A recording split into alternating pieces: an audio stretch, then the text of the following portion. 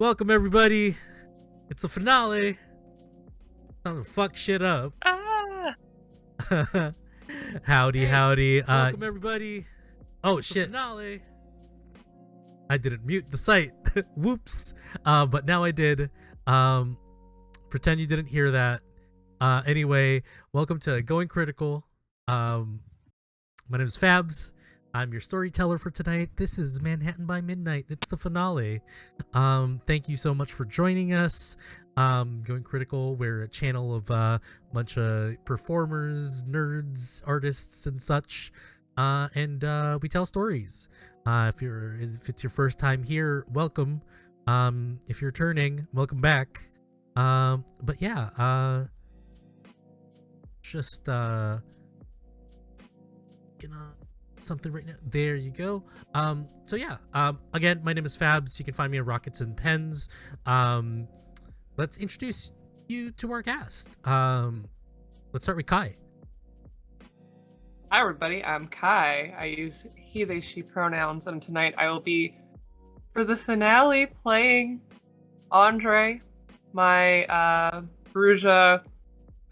He's a guy. He's really just a guy, guys. It's just a dude. Yep.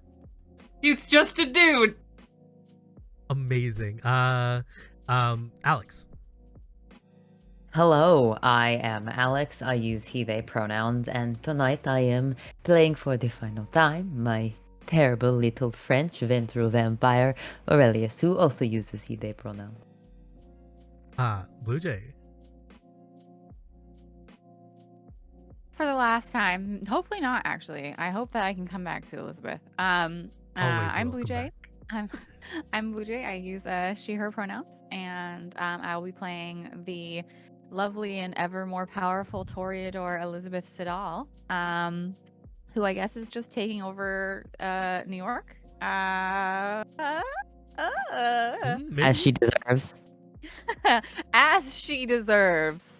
So yeah, I'm looking forward to seeing what this episode has in store, if we will crash and burn or rise to even greater heights. Hell yeah. Emily. Hi, I'm Emily. I just moved and there's no lights in my office, so I'm not camera today. I am playing Rowan the Ravnos. I forget every time. Ravnos vampire. Rowan uses she, they pronouns. I use she, her. And last but not least, Danny. Hey, I'm Danny. I use they, them, and I am playing Evie. Hopefully not for the last time, because I love her a lot. She's a angry little bitch of a Tremere who's having a pretty bad night. So we'll just see how that goes. We'll see. Again, this is Going Critical. If it's your first time here, feel free to follow us on our socials. You can check us out at Twitter, Going Crit RPG. We also have a Discord if you want to talk about the game. Join our community. There's a lot of wonderful people there. We also have a Patreon if you want to support us. A lot of the money that we use goes into the show to give you quality visuals, as you can see on the screen right now. And also, just so you know, this is a mature stream, so a little bit of warning. We might be tackling some themes that might be uncomfortable to some of our viewers. If you are one of those and you feel, oh, hi, Mr. Jason Carl. Nice to see you in chat. As I was saying, if you feel the need to step away and take a little bit of a break from what's going on the screen, we're more than happy for you to do that. You guys are more important. Your entertainment is more important. As long as you're comfortable and having fun with us, then we're good with that. I've also talked to our players, discussed lines and veils, so I will be respecting those as well. Thank you very much, sir, and thank you for stopping by. Yeah, so we are going to recap what happened a few weeks ago before I caught COVID. Yeah, so last week we had an Elysium in the Coterie's new haven. Unfortunately, the caterer that they hired was working covertly for the pyramid. This caused an explosion in their haven, killing and maiming several of the newer, younger kindred in the city, mostly newer inductees into the Camarilla, and a little bit more of the Anarchs. With this happening, with a little bit of back and forth with the pyramid outside of their smoldering haven, we find Andre stealing one of the most important things that they are vying for right now, which is a journal that contains a location for the rebellious leader of the Spire, which is another faction that is going against the pyramid and the Camarilla, the Anarchs, and everybody in the city. You find them. Andre basically runs away with the journal alongside with Rowan, going to a safe haven that Aurelius holds, and knowing that there is nothing that they can do as the city not really officials, but like the fire departments and the police are all in their way to this fire.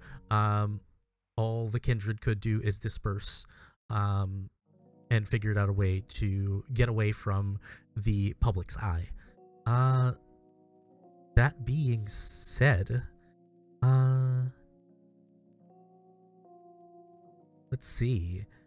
Evie, you ended up in a different place.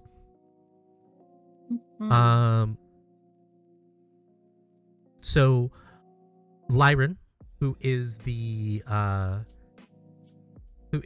member of the Spire, escaped during this fire.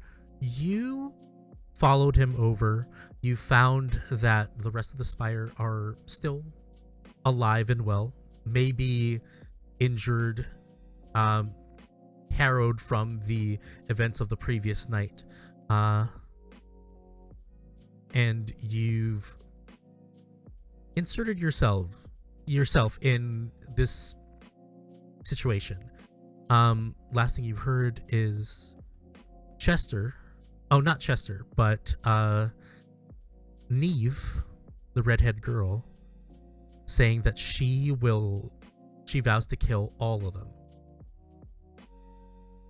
What are you doing right now? What are you feeling right now? Their attention hasn't gone to you yet. Okay, so have they even noticed me, or is it more that they're just preoccupied with what they're... They're kind of preoccupied of what's going on. And you notice in the room, you see 3 individuals. You see Chester, see Neve, and you see... why am I blanking on my NPC's name? Is it Lyran? No, Lyran is with you right now. Okay. Yes. As Lyran steps out of the light, they now catch your attention. Okay.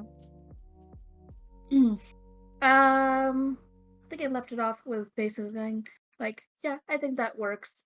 And we'll kind of walk in and, like, do my very best to not seem as unsettled as I am, because it's just obviously a very dramatic night. There's been a major betrayal.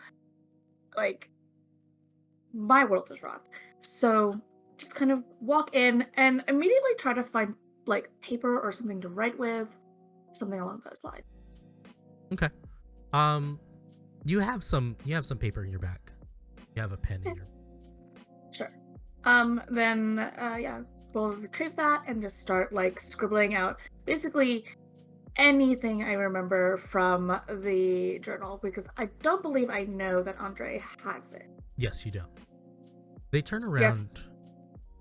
Oh, you don't know that Andre has it. Okay. Yeah. They turn around and see you and say, "Well, I'm surprised to see you here." And you're speaking with Chester right now. I don't understand what the two of you are doing. Is this a new thing? And Lyran just like waves off Chester and is like, I am exhausted. I need a breather. If anything, you want to talk to her. And he just like walks toward kind of like a room. And you see Marionette, who is a dark-haired woman, follow into. So what's going on? Well, I mean, they just blew up our house, so Who did? we're not the Tremere, Hmm. the more official version of the clan. So, I guess we're on the outs with them, and you're who's available. And right now, I think you've got the right of it that we can't let them do what they're planning. So I'm here to help. Amazing. Assuming I can. And she's sort of like wringing her hands, like as she gets like whatever you allow her to get down. And she's just sort of like very awkwardly there. Roll me a academics and intelligence check.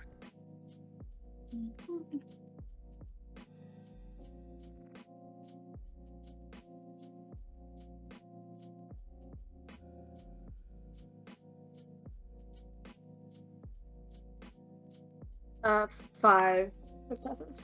5 successes. I would say that you have a significant amount of the first few pages. And you see Chester approach with a limp. He says,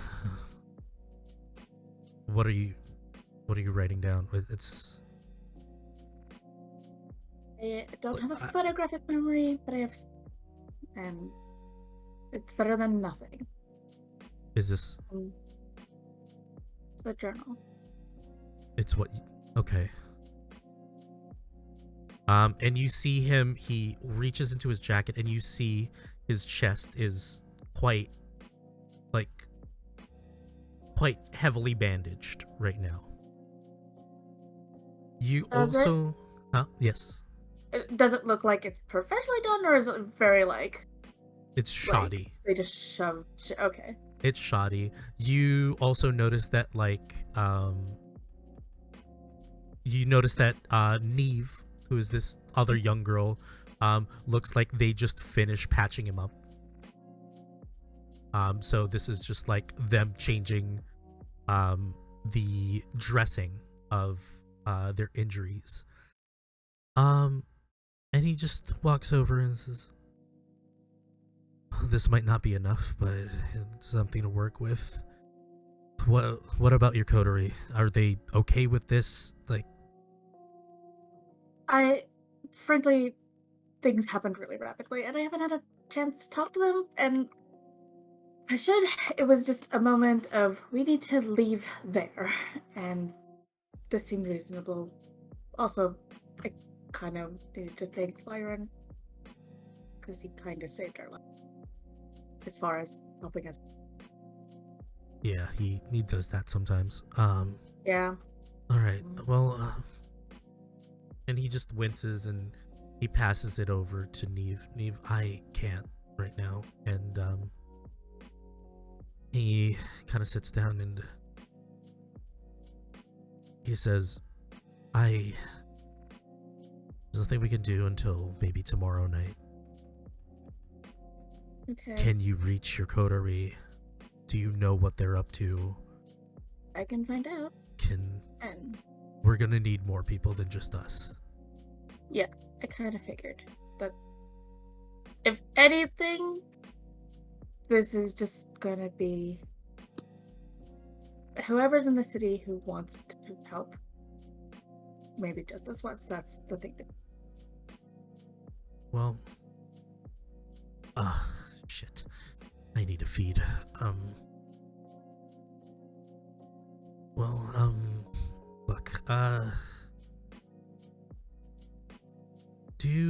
Look, let's do what you can. And you see him stand and stumble. And he kind of actually grabs onto your shoulder. And you hear from the back, look, if you're gonna feed, you're gonna need somebody to hold you upright, at the very least. It's like, yeah, and I can't have you doing it because you need to do that. It's like, I don't care. Take her if you want. And he looks at you and is like, do you mind? That's fine. We can walk and talk or whatever. Also, yeah, okay. And she's pulling out the cell phone, but she's basically like, I'll put an arm out to be like, just come here. Mm-hmm. He kind of like he kind of like puts his arm in your arm and like lets you guide him. He tells you that he would like to head to McCready's. It's the only other safe place to feed. And you have your cell phone. Yeah. Who do you like? I assume you send a text to your Coterie members? Yeah. Basically just like whoever's got a cell phone, she'll in the group chat be like, hey, I'm heading to McCready's. I'm with Chester. Meet up when you can. Like, hopefully still a safe spot. Okay. And with that, we're going to move over to Elizabeth. Elizabeth, you wanted to hunt down the person that burnt down your new haven. Yeah. Because when Evie introduced Victor, Elizabeth was like, this is great. Like, and I feel like, I don't remember exactly, but there was like a promise of like, you know, perform well and we'll have you for future engagements with potentially an important member of the Toreador clan. Mm-hmm. And so I think that like once Cecil scooted off and it was obvious that he was not going after the coterie or the journal, Elizabeth like turns towards the wreckage of the house and is just going to attempt to either by like talking to people or like following a trail of some kind or like probably more people. That's more Elizabeth's thing than like, I don't know, Sherlock Holmesing. So she'd be like, this was the car. Did you see where it went, etc., etc. Okay.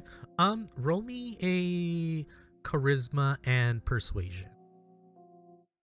I'm Yes. pretty? Yes.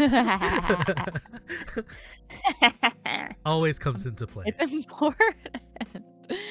Okay. Charisma, persuasion, hunger dice. And she's, you know, just been through the ringer with the whole explosion. So she's looking so innocent and definitely not like a bloodthirsty monster right now. Mm-hmm.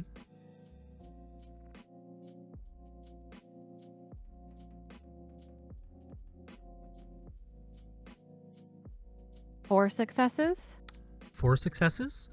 Mm-hmm. You hear that they saw the car roundabout, and you follow the trail, and it's New York. Traffic is a thing, especially when fire departments are rushing to your location. Aurelius, let me ask, are you joining Elizabeth in this search?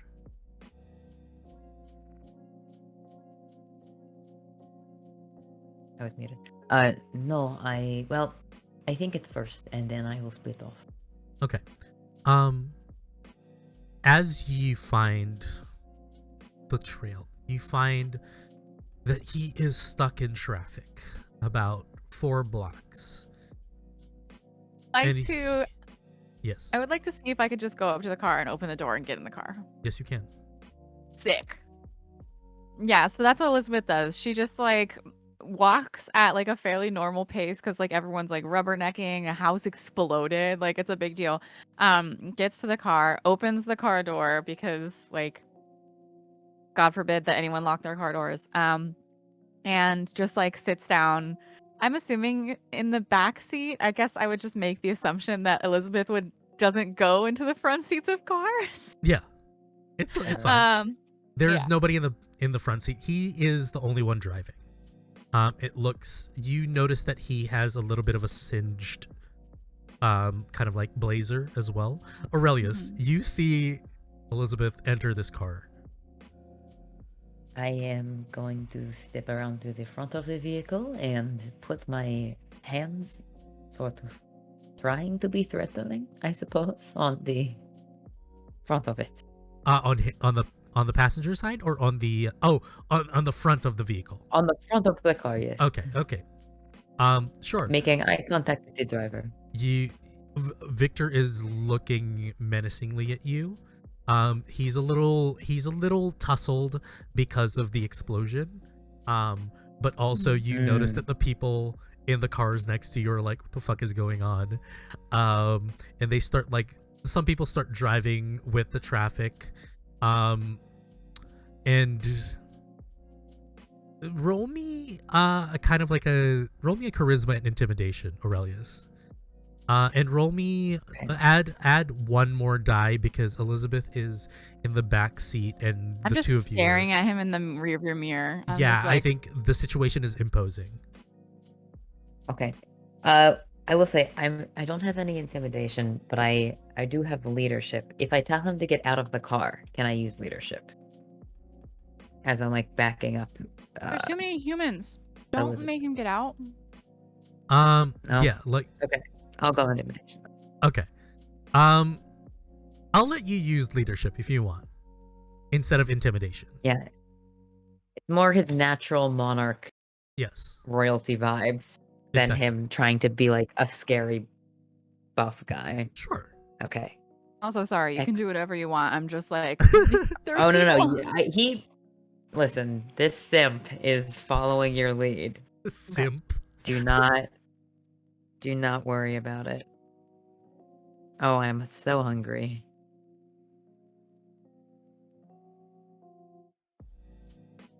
I can't wait for it to be like the bestial failure or success, and you just Okay. like rip the fucking top off the car. That is one success on a hunger die, and I did get a 1 as well on a hunger die. So if I didn't get enough successes to reach the difficulty, do you then want I get to the bestial failure. Do you want to reroll? I used all my willpower last. Is your willpower out and you're impaired? I think I have. No, I think I have 1 left. You have 1 left. Okay, so you're not I didn't gonna want to be do impaired. it. It's fine. Cool. Well, he listens to you for a second, and he looks over to the back. And I need you to roll me a strength or dexterity and athletics. He's gonna run you over. Exactly. I thought we were in traffic. Okay. Well, Athletics and. Well, there is like a green light, and he is taking advantage of this green light. Fair Even in enough. traffic, you can run down a pedestrian that's, That's right true. in front You of your can car. just shove your way through. Goodbye, Aurelius. I know this from experience. Oh shit. I'm kidding. I'm also still like burned up. Okay, here we are.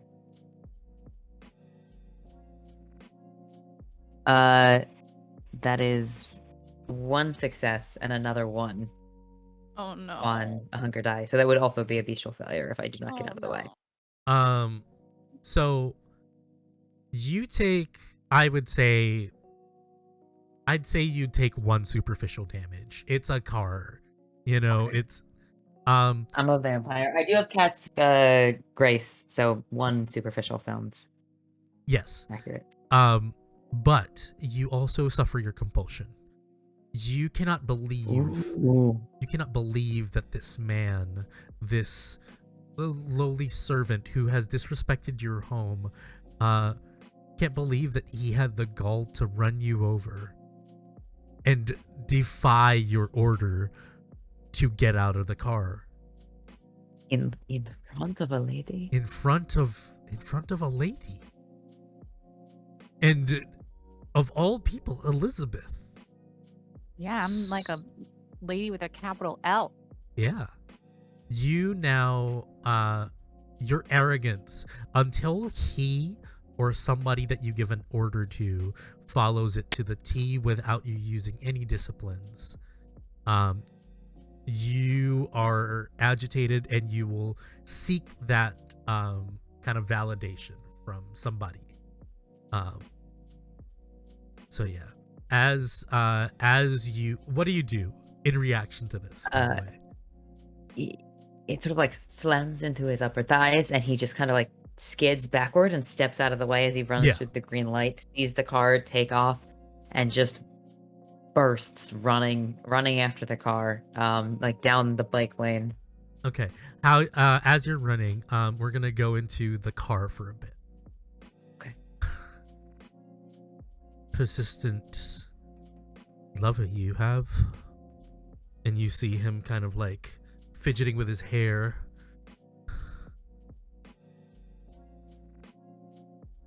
Don't you think that was the second mistake you made tonight, Victor? Well, it was either. Would you like to make a third? It was the first one, if I assume correctly. If I had to make a choice, I had to do that. See, I am but a lowly connoisseur, and if the Tremere want to, they will have me excommunicated from the city, and I can't have that. I was just following orders. You assume that was your mistake then? And truly, if it wasn't, then maybe you can enlighten me. As you do that, I just realized, Aurelius, roll me strength or dexterity in athletics. Add your celerity or your potence if you want. I think you have celerity. We're gonna get back to you once you roll it. Elizabeth, continue. I would say your first mistake was doubting me and backing a party that was antagonistic toward my ascension. And your second mistake was hurting someone I care about.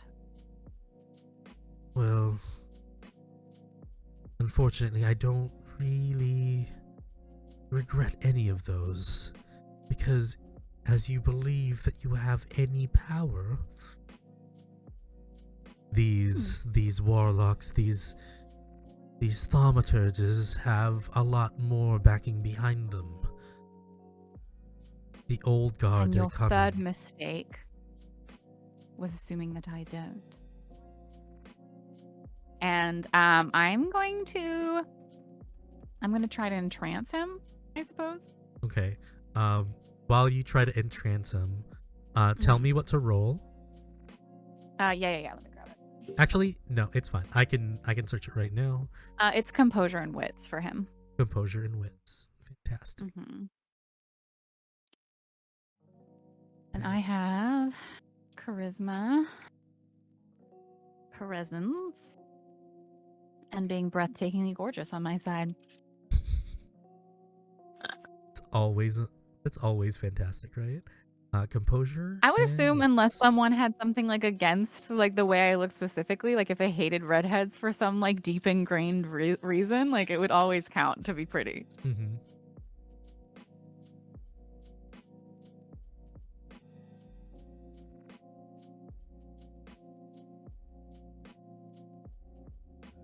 Okay, that was 5 successes and a crit on a hunger die. Oh, a messy critical. Okay. Ooh. Well, she did say he made 3 mistakes. He only got 2 successes. While you're real doing bad this, fuck it, I'm not even gonna do that. He was gonna step on the brake so you would like kind of fall forward, but no. Describe to me what you want this kindred to do for you. Okay, so I feel what happens is like Elizabeth is like, and that was your third mistake, and then she like turns on her magic vampire powers, and is like like staring him down in the mirror, and like you can kind of like see the look in his eyes change from like this self-centered idiot to like this is the most beautiful self-centered idiot I've ever seen in my life. I would do anything for her. And Elizabeth, like, she doesn't necessarily like lean forward like through the front of the car, but she kind of like just projects a little bit, I guess, and is like, pull over. And then of course like he would, because he's like under his magical spell, and like is probably totally double parked. It's awful. And then she says, open my door for me. I got a question for you. Yeah. What is your hunger at? I only have one because I fed off of the person that Fantastic. Victor provided for me. Okay. Cool. All right. So and then like what she would have wanted to do. Sorry, because it was messy and you were trying to figure out what we were gonna do. She wanted to like get Victor to like come and open the car door, and then I feel like she's not like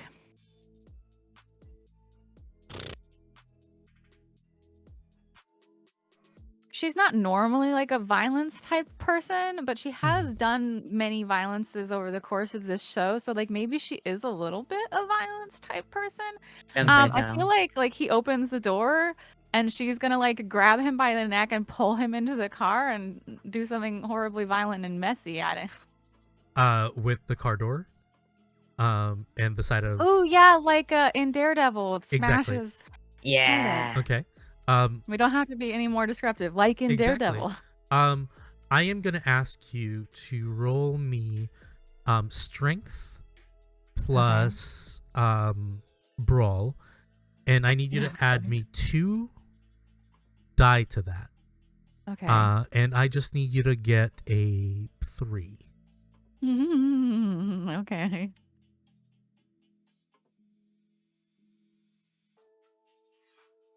Aurelius, what is the result of your athletics? I got 2 successes. 2 successes. Mhm. About after what happens is where you catch up. If you had 3, you would have been able to either try to stop this or something. But yeah. Question. I have 3 in awareness. Obviously, we attracted some attention. Are we being directly looked at? Is there anyone who could It's see? New York. This is not weird. Okay, excellent. This is something that I was like, man, I guess somebody had a bad, experience. Is he still in the somebody. driver's seat? Okay, I was only able to get 2 successes. 2 successes. Yeah. By this time, you hear a second slam. So we got him to come around the car, and Elizabeth is currently trying to slam his head in the car door. Yes. Okay. I have not yet killed him because I did not get the sufficient number of Yes. successes. Aurelius says, like, leans over Mhm. and says into his ear, "Kneel for her." And with this fear, roll me a manipulation plus persuasion or intimidation, whichever you want. And I just need you to get and add like a die because of what's going on. We're doing it together. All right. Manipulation plus Persuasion, if you have it. persuasion. Yeah. All in this together. Elizabeth, with what's going crushing out. Goals with the car door. I'm sorry. It's fine. That's not how it goes. That's not how the Which- song goes. With what happened, I would say that your compulsion is gone. I Aurelius, got 2 successes. 2 successes. He doesn't kneel, but you see him quite groggy. He can barely stand or speak as he has sustained a lot of damage from. I'm gonna kick him in the back of the kneecap Mm-hmm. so he falls to his knees. Okay. All right. Actually, I take that back, Elizabeth. You still have the compulsion. I just realized. The compulsion. Sorry, compulsion. Yes, I have a of the compulsion. violence. Aurelia. Oh, I have the violence. Yes, you have violence. Aurelius I have obey has my done orders. yes, the clan. Okay. Can Will I? you- Can I like if you kick him in the back of the knee, and like get him to artificially kneel if he won't like. Elizabeth will use her very sharp nails that she's had done to like just like do a little Okay. jugular. I don't want to be too descriptive. Yeah, of course. Sure. Just And I'll say that you do it. I'll give you a Excellent. freebie to do it. it's It's- the finale. Just let me do something. Exactly. And with everything that happens, the both of you calm down. And you see that the seat is crimson. Victor, Can I get a baggie to go? like a cup, like a to-go cup. Yeah. Sure. Yeah, like a to go. You see that there's a thermos in the car.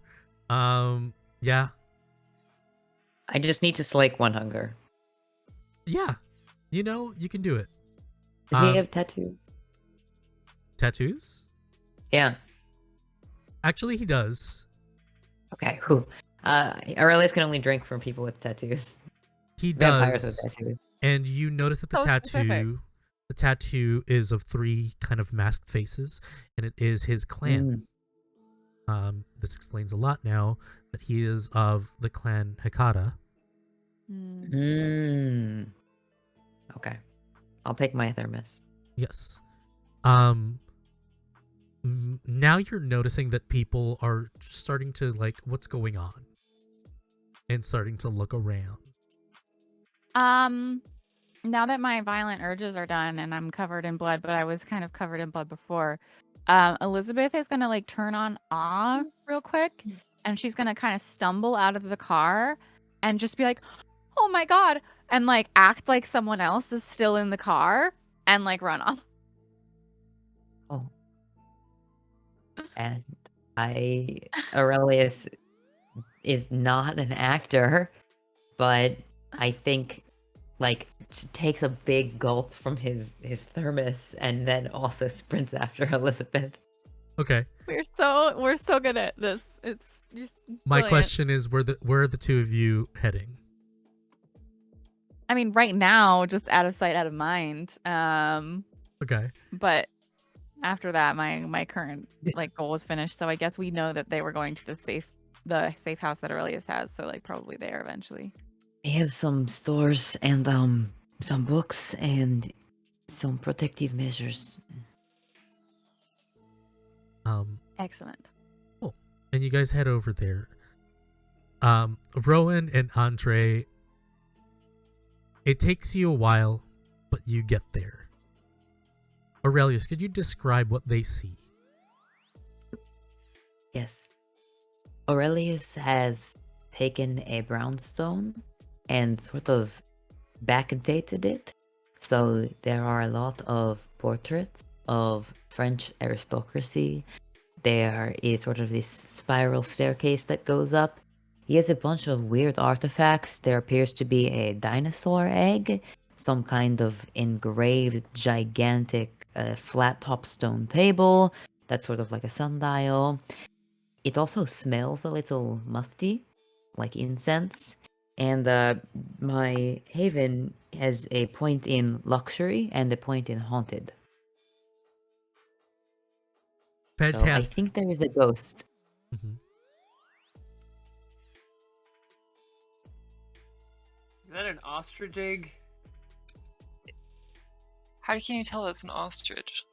I don't know, it's big.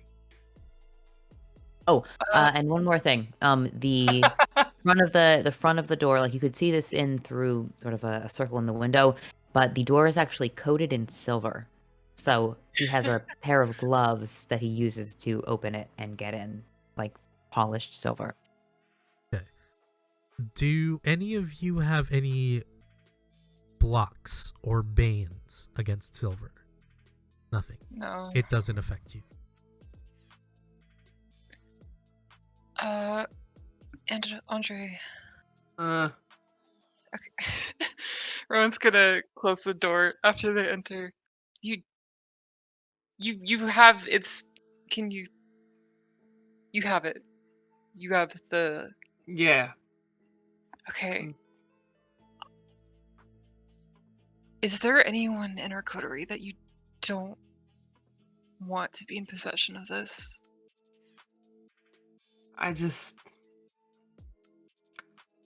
We don't need another power in the city. I don't That's want. why I'm asking you. Because Yeah. I don't. I trust you, but I don't really know who else I trust to make decisions in this group. So if there's anyone that you do not want to have this, we should probably figure this out now. What about you? What are you thinking? I honestly just wish we didn't have the book in the first place. That's why I was gonna burn it. I think that's a great idea. I think we should absolutely do that. I think the conversation happens over a fireplace. Okay, and if things go south, you're gonna throw it in. Yeah. Okay. She holds her hand out.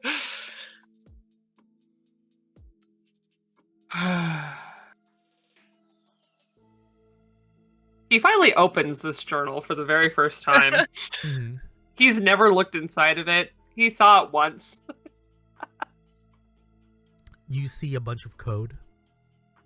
Yeah. Again, without the cipher, you can't really like tell what it is. The only reason why you know this is like kind of like a schedule is because you've spoken to Evie about it before. About this time, you get a text. And it's from Evie, telling you about like they're with the Spire, that you should meet up and.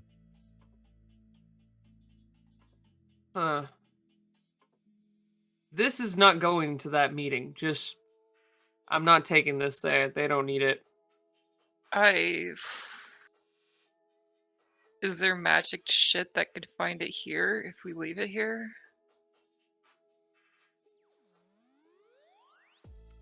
Aurelius seemed to think there was a reason to keep it around. And he gets to convince me, otherwise it's going into a fireplace. Okay, do you want to start a fire at the new place? We've been through a lot of fires lately, but I feel like some sense of security.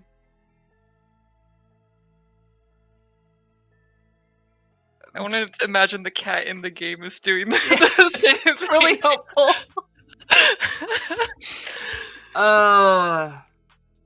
Is there... I'm sorry, Aurelius. This is just what's gonna happen. Is there anything flammable nearby? There's firewood. I mean, Yeah, but is there anything flammable that isn't There is a very old wooden cross that hangs over the fireplace. Like very old and carved with animals. You're just asking for it now. I don't know if that's the best thing to burn. A book is flammable. Yeah. And a lot of books,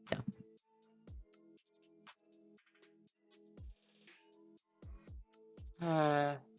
You also notice that in the text, Evie is hoping to come to you. Yeah. Andre does not reply right away. He's not sure about the spire still.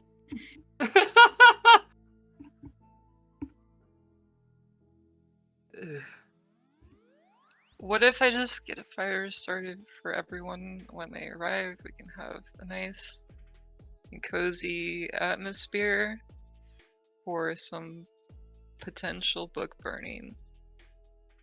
Sure. Yeah. Yeah. This place is weird. You all are really weird. It doesn't surprise me at this point. I'm not that weird.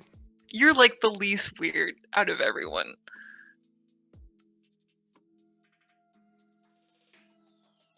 Wonder if he's got... Nah. There's no way he's got internet. Maybe his neighbors have internet. I could make a hotspot. We'll figure it out. I'm gonna start a fire in the hearth, not in the like a house. normal person. Yeah. Yes.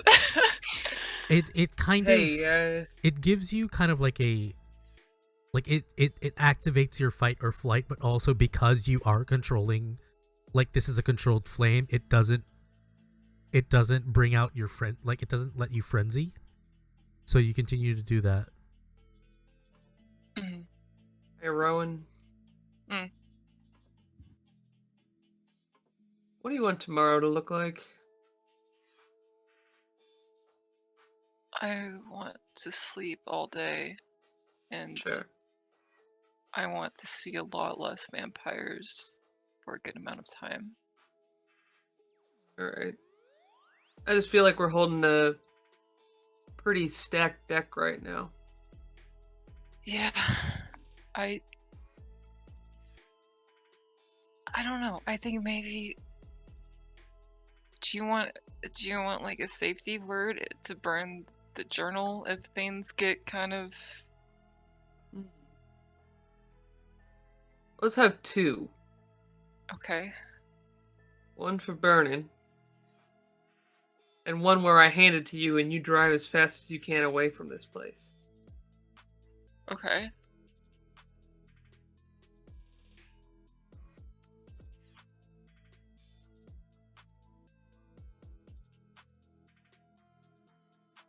I think the first one should be nuns.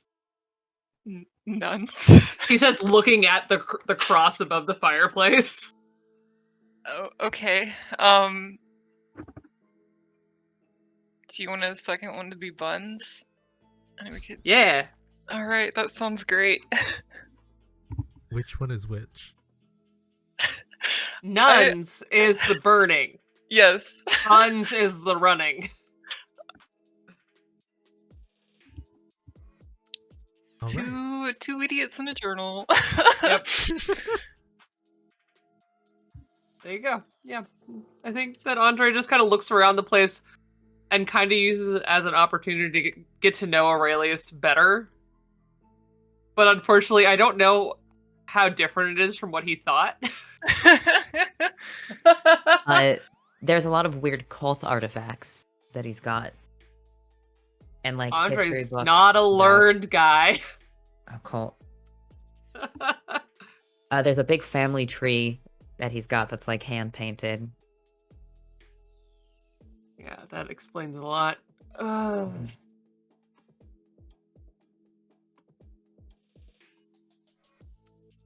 Yeah, I look forward to a lot less people interfering with our lives. I agree. Yeah, generally. I just don't... I don't know why everyone's so fucking obsessed with power in this city. Power is who makes the decisions. Yeah, but you live forever and you want to be fucking running government? I don't... It's whatever to me, but... It's not about government. It's about power and control. The same with the living. Kind take power to have control.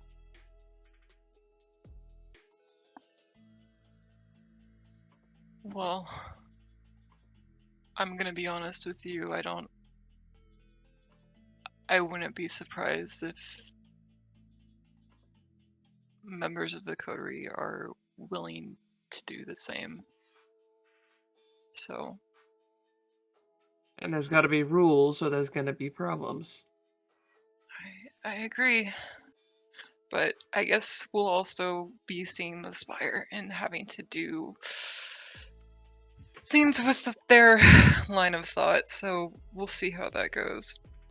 Yeah. Hey, there's always nuns. There is always nuns and buns. Don't shake your head at me. It's a very sound plan. I don't see the problem here. Yeah. Okay.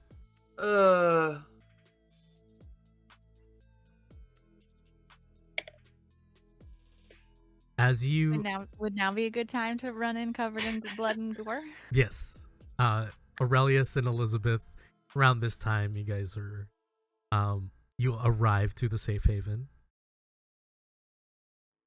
And another interesting thing about this is that it's the reason that he wouldn't think anyone would find it is because it's like decorated and hidden in an area that a lot of no Camarilla would really go to. So although it's like sort of an upscale brownstone on the inside, on the outside, besides the like polished door, it just looks really shitty and it's sort of like half underground. Mm-hmm. And I think Elizabeth has been here before though. They've had tea or something. At least it was a little less unusual to see someone walking around covered in blood and muck in this neighborhood. Or is it? I mean, I would assume, but I don't come here. I've come back late, or I suppose early in the morning, and haven't gotten into much trouble. I've even had a few students meet me here for office hours. As you enter, you see the two, and kind of like a brick of firewood just flies over to Aurelius. It just hurls over. It's my guy. It's my dude. It's your guy? Hello, bonjour. He sort of catches it with his quick reflexes and then just places it down. Always so much character. And by the cross, you see kind of like blood like drip over behind it. Oh. Do not be alarmed. That is just a friend of mine. Sure. Did you not have enough fire this evening? I point at the fireplace where there's a roaring fire going. I usually don't light that. It can be dangerous. Did you catch a cold or something? No. Please do not burn down my actual house. Wasn't looking to. And Andre is blatantly holding the journal and sitting next to this fire. Where is Evie? She sent us a message. You look almost like an intellectual. Sitting in a fireplace with a book, you know? One could almost think you had, smattering of intelligence. I do better next to fireplaces doing something else. I'm going, excuse me, I'm going to go top off.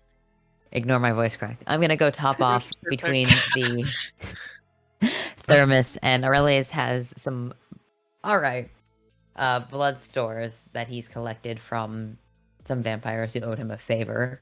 Mm-hmm. So, can I sate a hunger? Is that all right? You slaked it from like your tumbler. These ones would have tasted disgusting either way. They would have slaked your hunger, but definitely not like what you had fresh from the tap. Yeah. Anyway, Victor shall no longer be a resource or a problem. Unfortunately, Good. it was a little public, but I kind of got a little upset. So Yeah, I can see that. yeah. It was deserved. He blew up where- our house, so yeah. Where's Yeah. Evie? She's not Evie's here. on her way. On our way. Well, that kind of took the wind from our sails when it comes to some plans, but also gave us some fuel for new ones. Yeah, Does speaking- anyone else know about your safe house, Ari? No kindred. Is it anyone that could potentially worry us, kindred or not? No, they're some kind who sometimes pay me a visit, but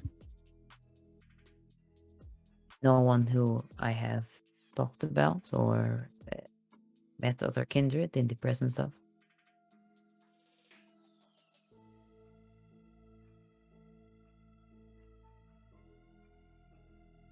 Aurelius.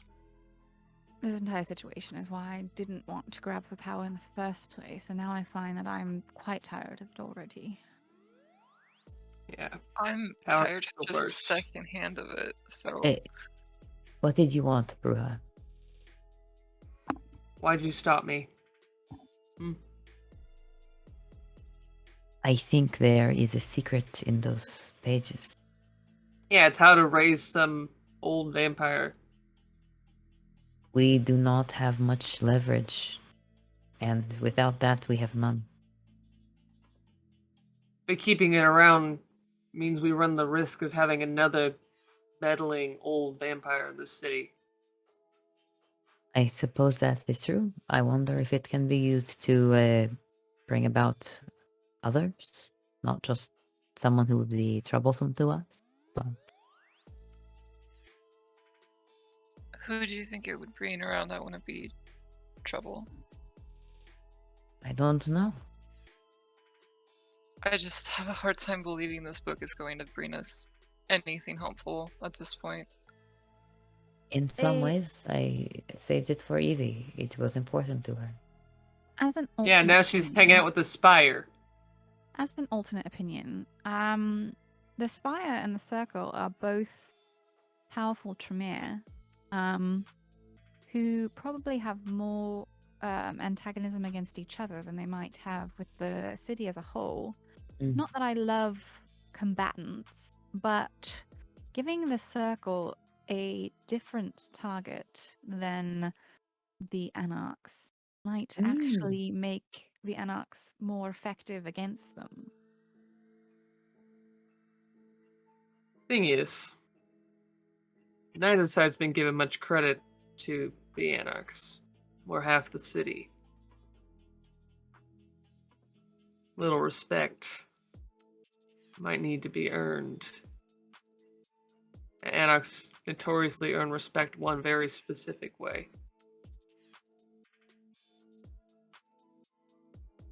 I'm all for defending yourselves. You've obviously been aggrieved. I'm not saying that you shouldn't. I'm just saying if you have two people against the Circle versus just the Anarchs, it might actually be beneficial. As opposed to getting rid of the journal and whomever that powerful Tremere is as well. Maybe they'll destroy each other. Yeah, but this is still a risk that we can Well, turn this in our favor. If you don't want risk, if you don't want war, then leave. I don't think just leaving is an option that's really sufficient for people that want to live in this city. I think maybe we could find a way out of danger potentially and not keep finding new avenues that this book is putting us into. Also, I just don't run like that. You might enjoy Paris. There are some rebel routers there. Yeah, I know about the rebel rousers in Paris. Yes. I prefer mine to be here. Fair enough. And one of mine was taken out tonight. There were many who were lost tonight. I simply fear that staging this city as a battleground, it has not survived as many wars as some other locations, and there are a lot of lives that would be lost.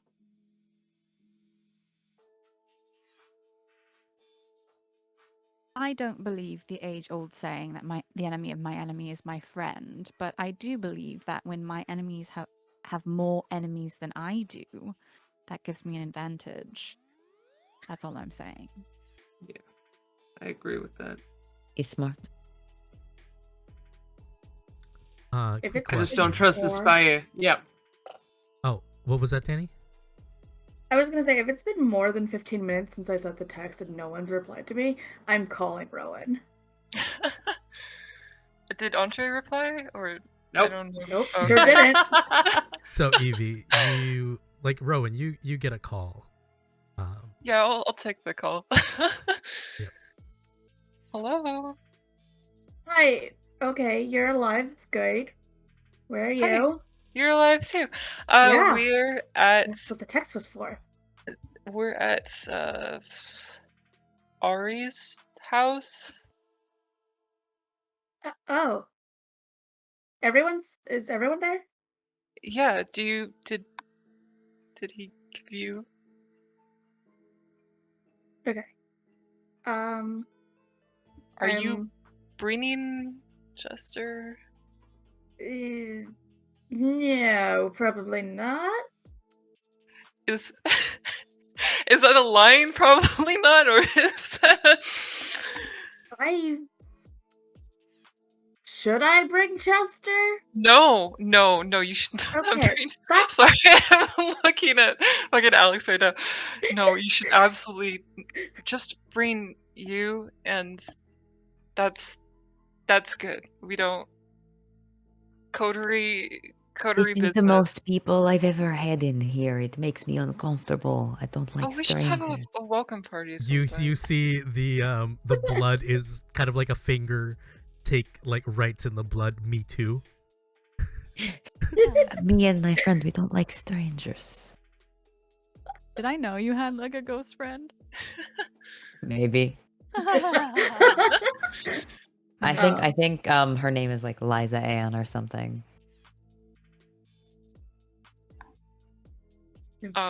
I'll see you soon. There's the ghost here too, but everyone else is here. It's fine. That sounds about right. Okay. Aurelius, do you have a shower? Okay. Elizabeth's gonna take the moment to clean up before Evie gets here. It's a clawfoot tub with a Fucking little sick. shower thing that comes down into it. That is exactly the same as my shower. Love it. Amazing. So yeah, Evie, you just head over there without Chester. Before I go. Yeah. Well, I would at least tell him, like, I have to go meet up with my friend. But, like, all right. And he gives you his number. A new number. Yes. In case that you need to get in contact with him. Yeah. Yeah. And she'll basically say, like, she's gonna try to talk to her coterie about at least an alliance temporarily, if nothing else, for this situation. And she's sort of assigned herself like a liaison. Yeah. So he completely understands. You take the trip. You head over to Aurelius's haven. The five of you are there now. I think just before, as Elizabeth goes upstairs, and it's just kind of Rowan, Aurelius, and Andre. Andre feels like he's gotten to know Aurelius a little bit better being here for just seeing more of it. I don't know. But someone seeing who he is in a place that no one sees feels very honest. And he, still holding the book next to the fire, looks at Aurelius. You know, I get you have this whole royalty thing. You get it? I just know you've got it going on. I don't know what it is. I don't believe in that shit, other than what we have to get by here in the city. You know, Treaty of Thorns and all that. But what do you think this book is gonna buy you? Because I need to know right now before anything else changes. You might not believe in this royalty, as you say. But you have to believe in what makes us what we are. The blood that doesn't exactly flow through our veins, but that was part of the kiss that brought us into undeath. The potency and power we carry with us. I was noble before that, but I was not royal. I think this book, well, I don't care much for it. I will be very honest with you, Andre. But I think it might help some people clean up some messes, as much as it makes our lives very messy. I worry that burning it is going to bring down hellfire and punishment upon us. Even more so than having it.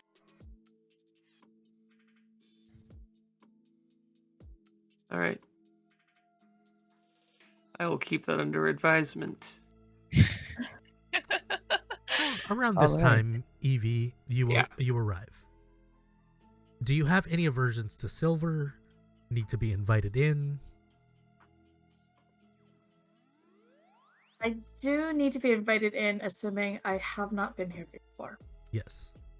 So I do not think you've been here before. all right, yeah. So yeah, she shows up. She knocks on the door. She stands a respectable distance away from the door and just waits because she cannot barge in. I will get that. Excuse me. Opens the door. Sorry. Bonjour. Bonjour. Are you alone? Nods vigorously. Looks out. Was she followed?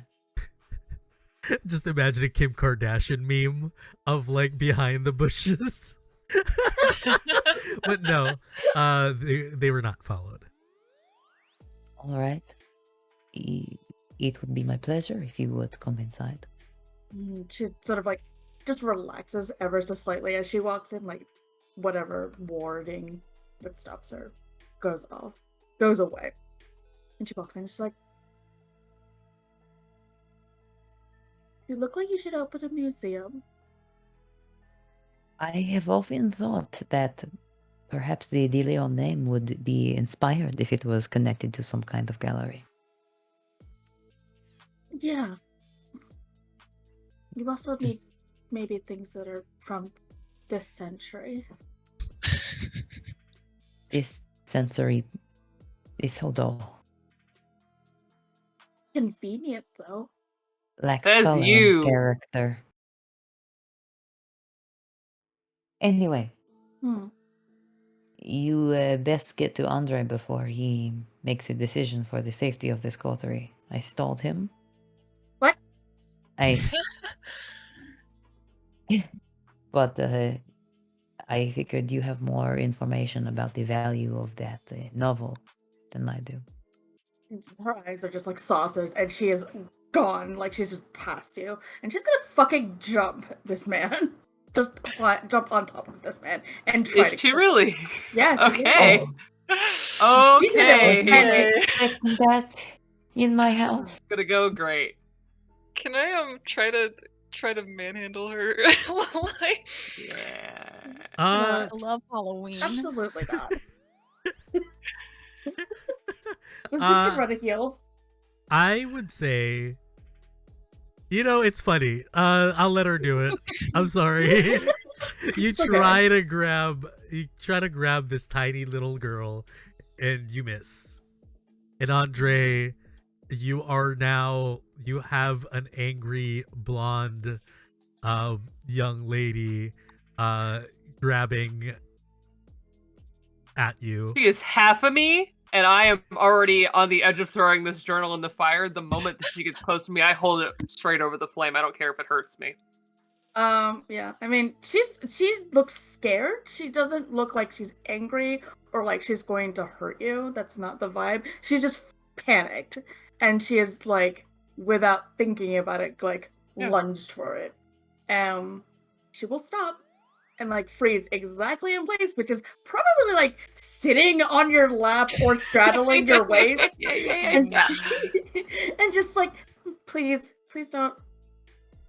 Evie, Why? Just get away from him. He's not gonna throw it in unless you do something very rash. Apparently, he was already planning to do it, so just Yeah, why? Why not? because we have an alliance, we have a truce for right now. If And what about tomorrow? I don't know, but tomorrow we might be dead. And I don't want to die because we pissed off the only people that have been chill with us this whole month. I am not in the practice of cutting deals with guys that are gonna stay nice to me today and stab me in the back tomorrow. They've been So again, I ask you why. nice to us compared to literally everybody else. Have they? My mom would have blown up my house. They did also try to send someone to murder us before they met us, though, so I will point that out, maybe, just for continuity. They killed Elizabeth's guy. Wondering if What is happening in here? I'm just wondering if there's anyone who isn't, going to be nice to you today and kill you tomorrow. That seems to just be how kindred work. It's sort of a Camarilla greeting, yes. Yeah, they also waited a really and this long is why time. I'm not a Camarilla. I'm just saying. You are not Camarilla because of what you are, not who you are. I could have made a different choice. Evie, darling, if I'd known this whole time that all it took to get you to jump me was just to threaten one of your precious objects, I would have done that a long time ago. Calm down. Very confusion, math. Good, excellent, perfect. Calculus is happening. Please, calm down. She doesn't like violence. Oh, you mean the Lisa? Liza? Yes, Lisa Ann. Who? Ghost. My specter. Do you want me to ward the place? Don't. As you say ward the place, the pieces of wood just like crash into the air and like just drop on you all. It doesn't do any damage, but it hurts nonetheless. This haven is the domain of someone who has it well protected, as she likes it. Oh, she's not like... She's a friendly ghost, not like, an invading wraith or something. You see... New York City, they're everywhere. You see kind of like you're near a curtain while you say this, and one of those like curtain strings that you used to tie them lashes out at your face and kind of like slaps you. I read my novels, and she, I don't know, goes about her business, and we do not disturb each other. And she makes sure I am not too disturbed. You notice that like Aurelius's hair is being brushed a little bit.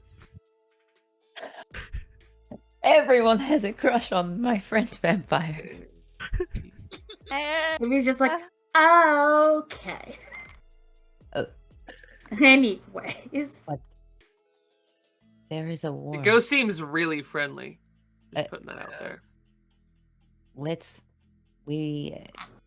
Perhaps she does not want too much attention. And again, this is more crowded than my abode normally is. Let's make a plan. What is going to happen today, tomorrow? Maybe we should just rule out what's not going to happen first, just to be on even playing fields. This alliance, this group that we have here, was brought together in a way temporary, but at least for right now, we have the power to make decisions. We have danger, but respect, connections to many different sides. If you think we can turn the tide in some way with the object or destruction of the object, with where we show our alliances, well then, let us try to make a difference. Destroying it, the only thing that does is make the Spire pissed at us. If they find No, it out... doesn't. It does more than that. If we do destroy it, there's nothing. That source of power is gone. And I honestly think that might be a benefit to everything that's going on. Your alliance with the Spire, Evie, you think this is what is best for the city? I think it's better than the alternative. Good question, Evie. Yes. Do you think that the Spire and the Circle are more antagonistic towards each other than the Circle is to the rest of the Anarchs in the city? Like, if the Spire were to get a hold of their long-lost master, do you think that the Circle would switch tacks and focus on them? I know the Tremere are scared, the Spire. I know that they are powerful in ways that I would never have been allowed to be. I don't even think my sire would have ever been allowed to be.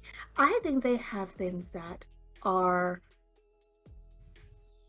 dangerous enough that this sire is being kept away from them, because if they get him, if he's around, he's a danger to them. And that would definitely become a priority. Doesn't that concern you at all? Yeah. More than having all of the Tremere and the Pyramid come back, it's about the fucking same. And right now, I know that my sire's willing to blow me up. Whereas, right now, Chester owes me a favor because I walked him to a bar. Which is better, in my opinion. I don't ordinarily brag. Who am I saying? I brag all the time. Yeah. But I was able to get the upper hand in a conversation with the High Regent of your Tremere. Not to say that whomever's master isn't potentially even more powerful, but I'm just saying that we are not completely without power here. And should I be able to sway the High Regent, I might very well be able to sway this other person as well. I believe it's already too late to stop the High Regent's plans as they stand, but if we were to make nice with this other person, it very well may be that they would have no reason to go against us. Or I could persuade them not to. I'm just concerned that we're placing our faith in the goodwill of other vampires right now, which is... And no offense, but they're almost all Camarilla.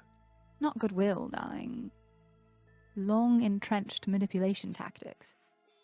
Okay, can you elaborate? Because that sounds a little more appealing than trust at this point. Well, whomever this gentleman is, he's been asleep for a very long time. And if we can get the Spire to have us present when they awaken him as part of a deal, then who's to say we can't convince him that we are incredibly trustworthy and worth having on his side? Who's to say we cannot convince him that the Anarchs have a different balance of power in the city than the Circle would like him to believe? If this person is as powerful as they fear him to be, well, plant a few ideas here and there, and he could work to whatever business we have for him. I'm wondering, instead of maybe leveraging this, if we can find a way to get us out of this situation and left alone. You want to be left alone? We're assuming there's only 2 powers here. There's 4. No, I know. I'm not discounting the anarchs. I was just literally just saying to, spin a tale, including them as sorry, what was the word? A group of higher power equal to the Camarilla, as opposed to what the Circle would assume that they are, which is, I don't know, vagrants, miscreants, burglars, boxers, lowlives. Elizabeth goes on until it's like obvious that these are all things she's thought herself. Yeah. At some point, Evie will be just like, please stop. Oh god. And just be like, look, I know you're not thrilled, but everything I've seen with them is pointing to that they honestly probably think more like you guys anyways. They're a lot more equal opportunity and seem a little less fucked up about hierarchy. They have kind with them that they trust and treat as equals. That sounds more like something you guys would be into. So, Ooh, yeah, I know. Austin.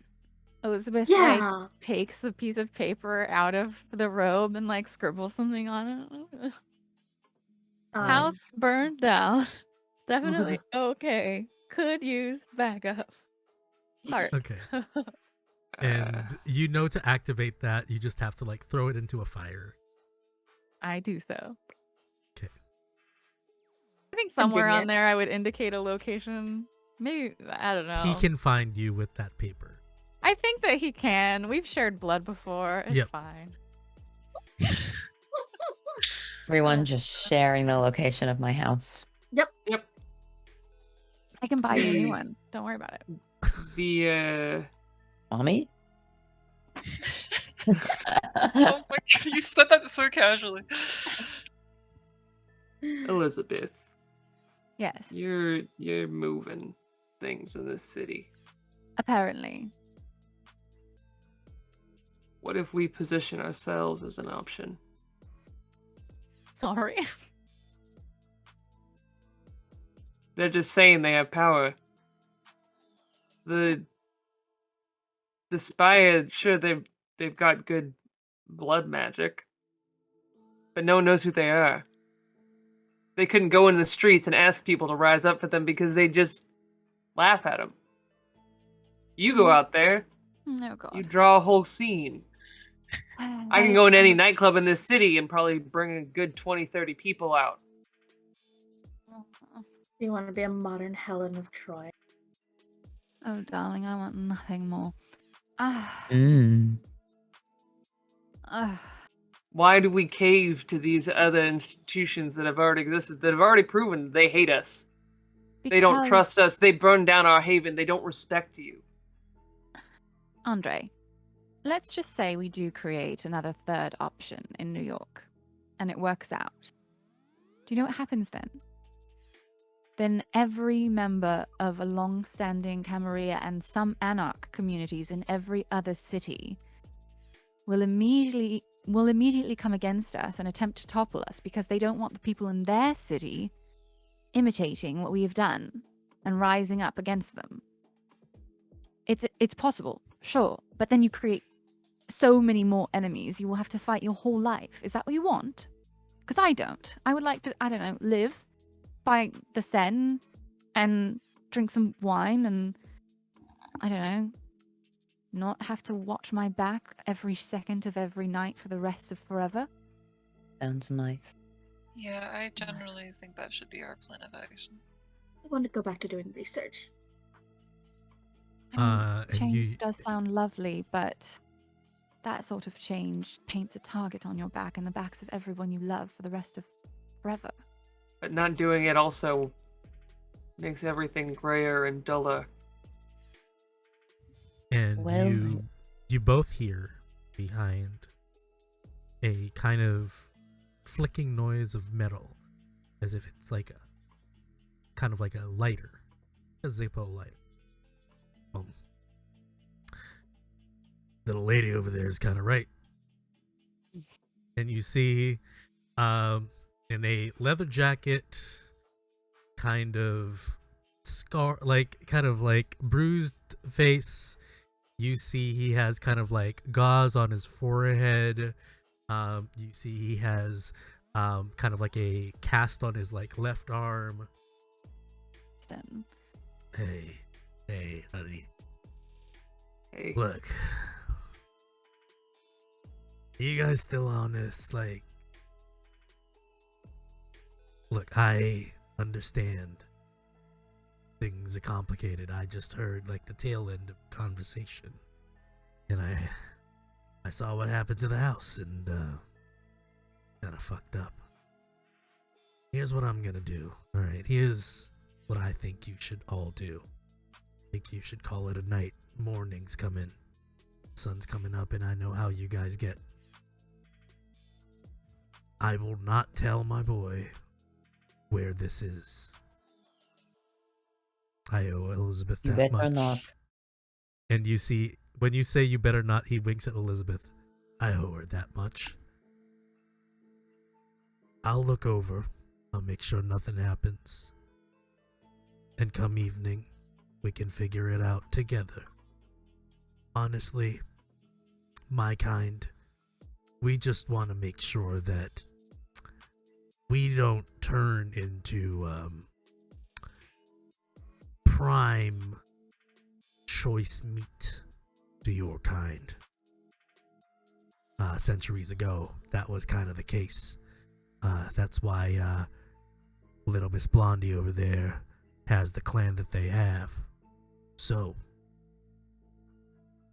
Oh, you Yeah. are delicious, darling. not all of us. I am for sure. But consider it. Andre, Whatever you all think is best, sure. But if it's gonna be at the cost of my people, and ma'am, and he bows behind, like looking past you, Aurelius. Some of us just at don't the want. ghosty go? Yeah, some of us just don't want that smoke. All right. Andre, I Mm. don't know how much of a student of politics you are, but generally, if one doesn't want to openly overthrow a system, one simply quietly manipulates the people who think they're in control of said system and lets it appear to be operating as normal, while in reality, a secret background organization controls both sides, makes it look like. I mean, just look at the US political system. You don't really think that there are two sides, right? So, See, the thing is, I remember being alive. oh, I remember politics. nah. I lived that life. I I As was a well. woman in the 1700s. Yeah, that wasn't politics. That was a different thing. It was definitely still politics. I But- think perhaps the kind has a point. It is getting early, Yeah. and I do not have a lot of beds. Oh, of course. I will excuse myself to my Really own quick. second home. Elizabeth, Yes. you look out for us and for me and mine. I'll back your play. You're right. I don't know politics. Well, Aurelius did just mention that they don't have enough beds here, so if you'd like to discuss it further, I have some extra beds. All right.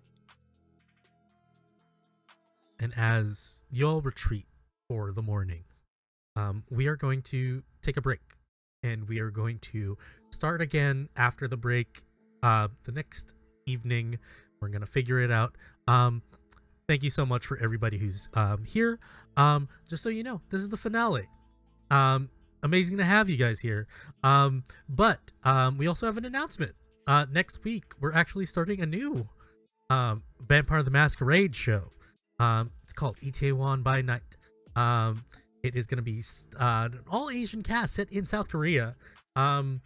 Our first episode actually will be a charity episode. Unfortunately, after the events of what happened last weekend, we would like to do our part, and all donations to that episode, and maybe even more, will benefit people who were affected by the tragedy in Itaewon itself. But yeah, we're going to take a break. We're actually going to play you guys a trailer for that if you haven't seen it yet. And we will see you guys in a bit. Later.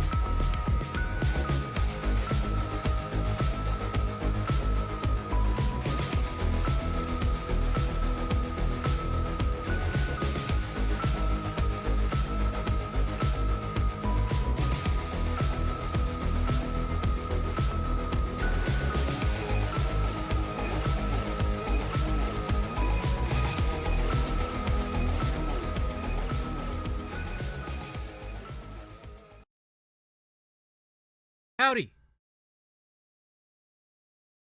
You have a lot of people in here. Amazing. Space Chamber, Amber, you're wonderful. Thank you for the raid. This is Going Critical, Manhattan by Midnight, the finale.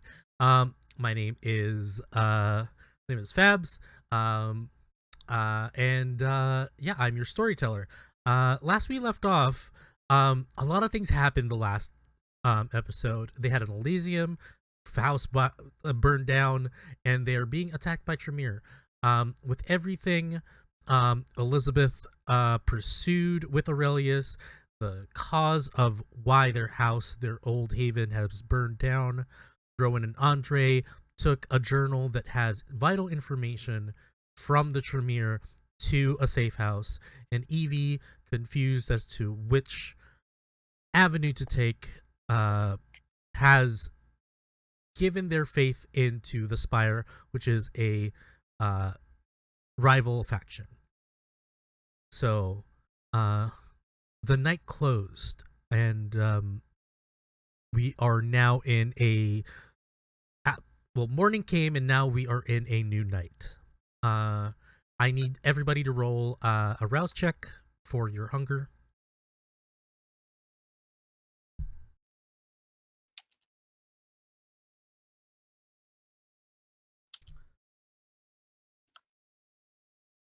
Okay. How is Andre? How much hunger are you at? 4. Oh my god. Wow. Living dangerously. We'll get back to you. Do you need some help with that? Yes. We'll get back to you there. Aurelius, how many hunger? You're at 2. I'm now back at 2. At 2. Elizabeth? I'm at 1. At 1. Rowan? I'm at 1. At 1. And Evie? Still at 2. Still at 2. Andre, you awaken. The back of your voice, at the back of your head, you hear a voice, quite familiar, although you haven't heard it in a while. It's just telling you, just burn it all down. Just fuck all these highbrow blue blood motherfuckers. What do you owe them? Just burn the book, kick the doors down, revolt. It's what you know, and while you do it, drink them all dry.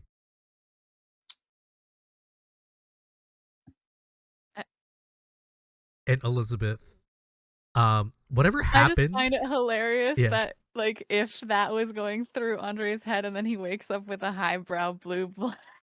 Yep. Yep. we're to assume that whatever happened happened.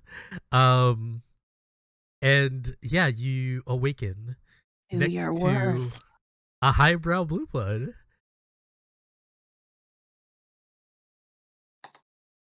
And then you hear in the back of your head, "You disgust me. Get out of here right now and feed. Or better yet, feed on her. Just do it. Do it." Andre gets up very abruptly. And Elizabeth does like a cat stretch. you've seen freshly awake Andre. We shared a haven. You've seen him at his worst at this point already. And I'd like to think he's pretty transparent as a Okay. person. And the more the beast speaks to him, the more kind of hunched and feral he starts to look. And he gets up quickly and puts all of his stuff back together. His clothes are still sooty, still pretty messy, but he gets up quickly. You're starting to look almost like a gangrel, darling. Ugh. I'm hungry. Are you hungry going to tear the neck out of the next thing I eat, or hungry I could be gentle? Because I'm not giving you one of mine if you're going to damage them.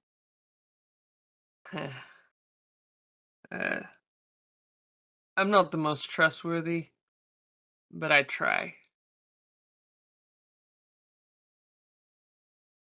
This is horrible. Elizabeth,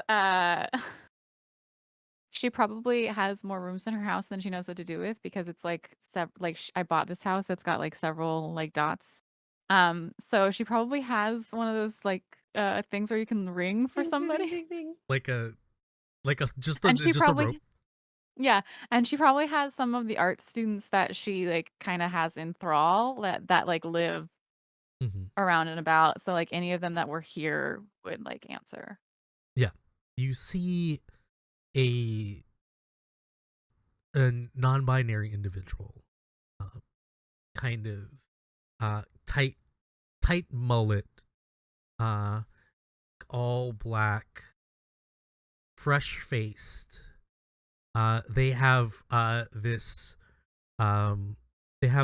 kind of weird thing that they bought, like that they're wearing, which is kind of like a sticker, kind of like face stickers, kind of like stars and hearts. Andre, you look at this person and they not only look delicious, but they also look unnaturally attractive, as if you're looking at Elizabeth. Hi. Hi.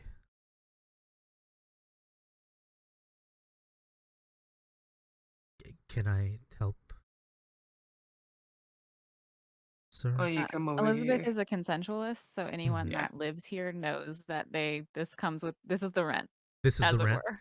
Yeah. And they point over, they look at you and point over to Andre, kind of questioning, should I? Kind of like in their eyes, like, I am yours, but are you? Elizabeth looks at Andre and says, "Will you behave yourself?" Listen, you can command me to stop whenever you want. That's right, I can. You're safe. They And come like nod in at them. and they ask, you want straight business or some form of play before? What are you into?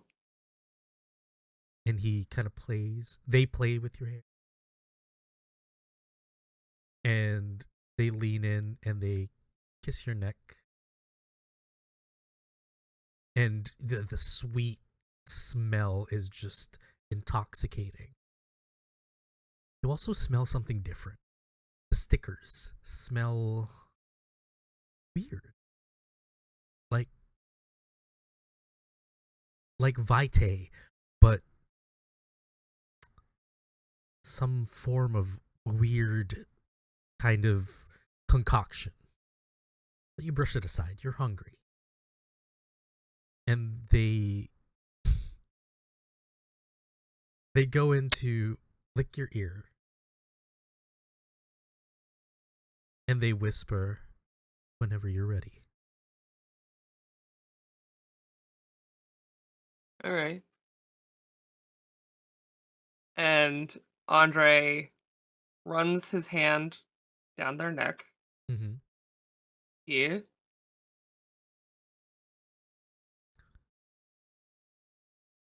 Or do you want to get bit somewhere else? Wherever you'd like. Yeah. And he shows his whole neck, his teeth, and sinks his teeth right in. Okay. I need you to roll me. This is a new day, just for everybody to know. You regain composure equal to either your resolve or your your willpower heals by either your resolve or your composure. You choose whichever is higher. I need you to roll me your all your remaining willpower. I need you to roll me 3. Mess with my herd. Okay. And that's with the hunger dice still. What could go wrong? No hunger dice. No, Just no, not for willpower. Just yeah. Okay, great. Better that way. All black dice.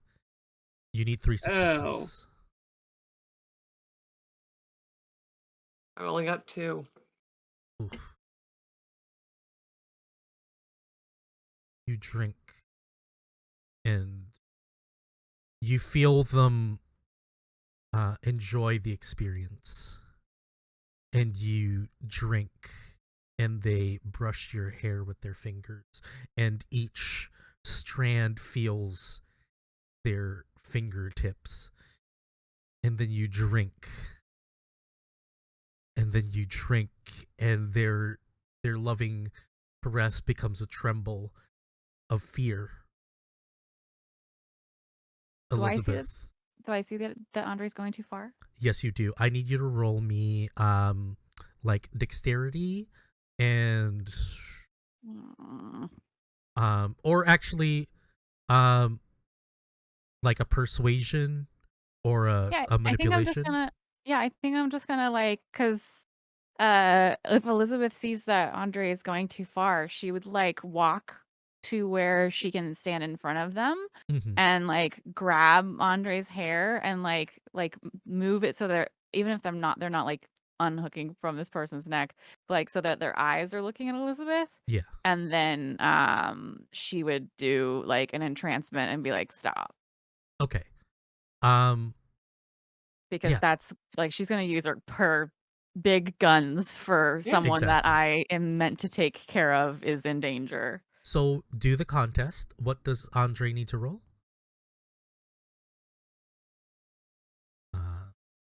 For entrancement, it is composure plus wits, and mine's charisma plus presence. Ooh. Have I slaked any hunger yet? I would say that you are at you have slaked 2 hunger at this point. You can go to 3. We'll see what happens here.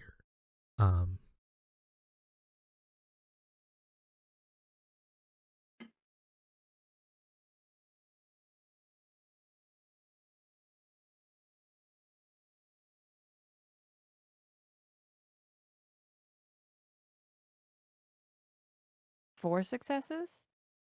4 successes. I'll use a willpower if I see like straining against me, and I'll see if I can get 1 more. Okay. I get 2 more. So yeah, Elizabeth like just gets your eyes on her, and she says, "You will stop now." And then there's that moment of you going like, "Nah, nah, nah, nah, nah, nah, nah." And then Elizabeth just like digs her nails into your scalp to draw just like a little bit of blood so that the shock will like, Mm-hmm. And and that's probably when the you've slaked to hunger, and you let go. And with fear in their eyes, they Elizabeth will not allow that to happen, and she will use cloud memory. they And, like- actually just to describe what happens. Oh, yeah. They detach to Andre, and they actually run behind you, Elizabeth, as if like it's a kid cowering behind its mother's legs. Yeah, my poor sweet darling. And yeah, Elizabeth like turns from Andre, knowing that like hopefully the way that they won't try and act against her without like major harm to their person. And so she turns to this person. What's their name? Uh,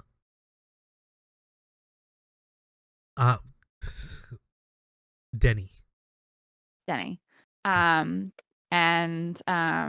she like brushes their hair back from their forehead and like cocoons them a little like a mother, because they obviously need some like mothering right now. And it's just like, shh, Denny, darling, I'm so sorry. I know I promised I would never put you in a situation like that, and it's entirely my fault. Please forgive me. And if they look like they're gonna like really start freaking out, then she'll use like powers. But if they're just like, that was bad, then she'll leave it as a like, yes, you should absolutely not trust people sometimes. I'll make it simple. Your soothing words help. They compose themselves and they leave the room. Okay. Because I don't think that Elizabeth would be like, I'm just gonna, like, now that I think about it, as a consensualist, she wouldn't be like, never mind. I think that it would be important for them to know like what they're choosing to do each time they do it. Yeah. And they're trusted a little shaken, but they are willing to try again later on. They walk out, and you are left with Andre. I just want to ask if there's any moment that you two want to have during this. I think just really brief. Go ahead. I brought you into my haven. I trusted you. I asked you if you could control yourself. I'm sorry. And I'm sorry to them. I got out of control. But It happens to all I of us. trust you. Probably more than I trust Aurelius or Evie. It's a Saying big quite night. a bit. Well, I trusted myself as well, and Denny is all right because of that, so we will leave it behind us. You do that whenever you need to. I will. I know. Now, do you need more? Not from one of mine, of course, but if you need time to go hunting Nah. before the night. Let's get done what needs doing. All right. And I would say we're going to fast forward to going back to Aurelius's haven. Where the five of you, and standing guard is Austin. And I have like given Andre like a cool new outfit that I definitely had picked out for them like way, way long ago. And now that their outfit is like totally dirty, I'm like, oh, like so weird. But I just like happen to have this thing that would totally fit you, and like, damn. Of course. Describe to me what it is.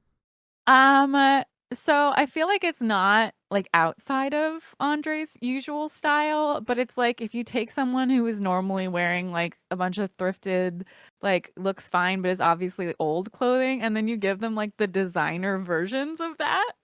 Like it's like that. So you're wearing like, I don't know, Louboutin Red Sole spiked boots and like Amazing. like a really fancy, like brand new leather jacket. Like yeah. Amazing. You guys all come together. Evie, You get a text beginning of the evening. What's the plan? ? And it's from Chester. Rowan, actually you get 2 texts, Evie, because I remember I just realized Rowan's phone is kind of new. Evie, you get another text from a not unknown number, and it says, do you know where my employee is? ? And it's signed Siobhan.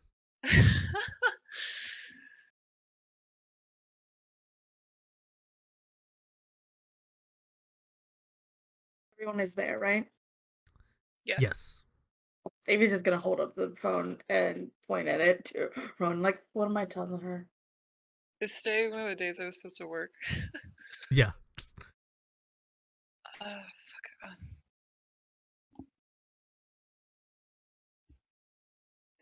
I can't really call in sick. Can you just tell her I'm not gonna be able to come in today? Okay. Yeah. Well, right. And that Rowan is busy. No Don't say explanation. busy. Don't say busy. Just say that I'm not gonna be able to come in. It's an emergency.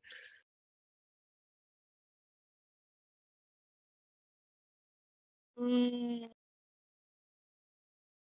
Don't say busy. Evie doesn't narrate her texting. She's looking over her shoulder now. All right. Yeah, she'll just hand her the phone and be like, okay. Voting is apparently very important. Yeah, Rowan will just write that it's emergency. Can't come in. Yeah. Our boss. You get a text back real quick.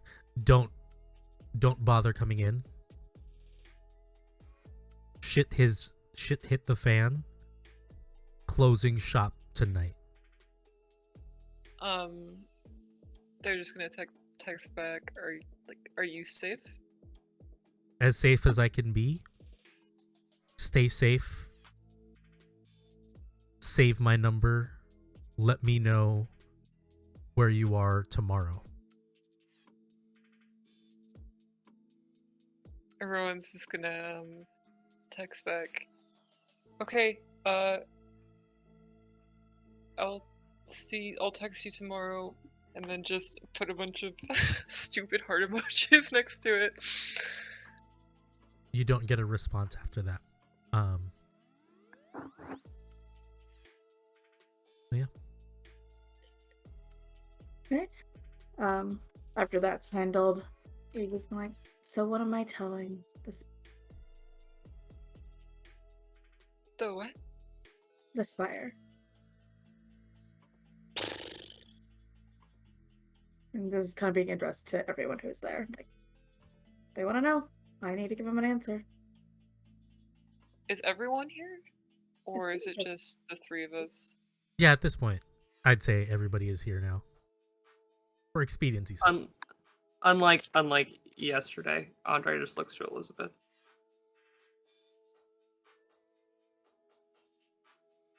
Elizabeth says, I still think it's wisest that the circle, the pyramid, whatever it's called, has bigger fish to fry, and we stop this war in its tracks. I would request from the Spire that we be present when they unearth their master, so at least we have an idea of what we're dealing with, and at most we can make a good introduction. Could we ask for more beyond that, maybe? Certainly. Okay. Yes. Ground rules. I concede. I agree with this plan as long as we know we have some kind of power over them. I will say that negotiations of that sort might have to take place later rather than sooner, seeing as the circle is in the habit of cutting people's heads off. And I don't think they're going to stop. Hey, just as an insurance policy. Aurelius, do you have any liquor? I have some very old wine, yes. Okay, that's not flammable enough. I'm just gonna bring a Molotov. If they get weird, we're burning that book. There are some pretty I sketchy don't know if burning stores on the corners. I don't know if burning a book with a Molotov is the most You the like to simplest way of play doing with it. flames.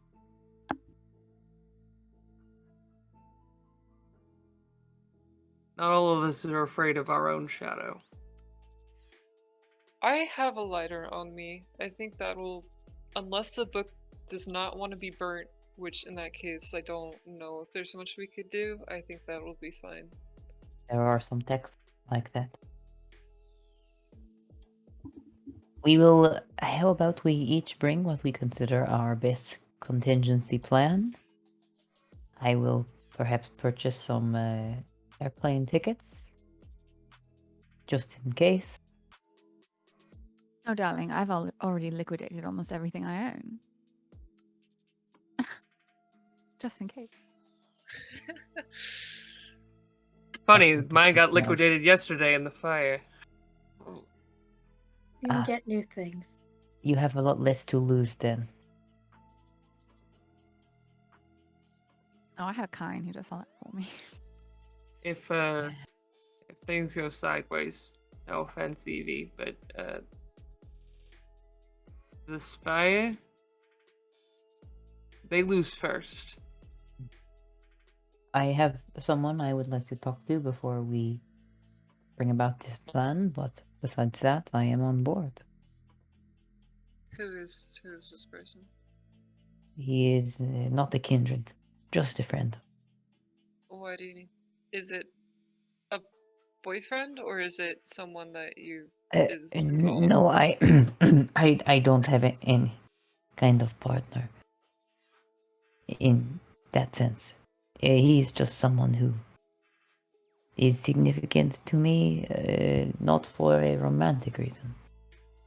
This is just like, no, I'm single. Do what you have to. I'm gonna go buy myself some cheap vodka. I'll meet you back here. My relationship status is simp. You always say it in Oh characters my that God. can't I'm tell in a it committed words. relationship with someone who doesn't feel the same way about me. It's more like it's more like he can't. Release is like conceal, don't feel. If I start He's in a feeling committed emotion- relationship with books. Yes, Yeah. exactly. He's in a committed relationship with a ghost, and he doesn't know it. Oh man. Maybe. Ghost girlfriend. Yeah. For simplicity, Andre's gonna go around the corner and buy a bottle of alcohol and shove a rag in it. That's what I need to do to prep. So during you heading over to that corner, you get a phone call, and you look at your phone. It is your sire. Immediately answers it. Kiddo, Hey. where are you at? Taking care of business. Where are you? Well, I'm here over in the Bronx, and look, are you with this Elizabeth person? Well, she's in my coterie.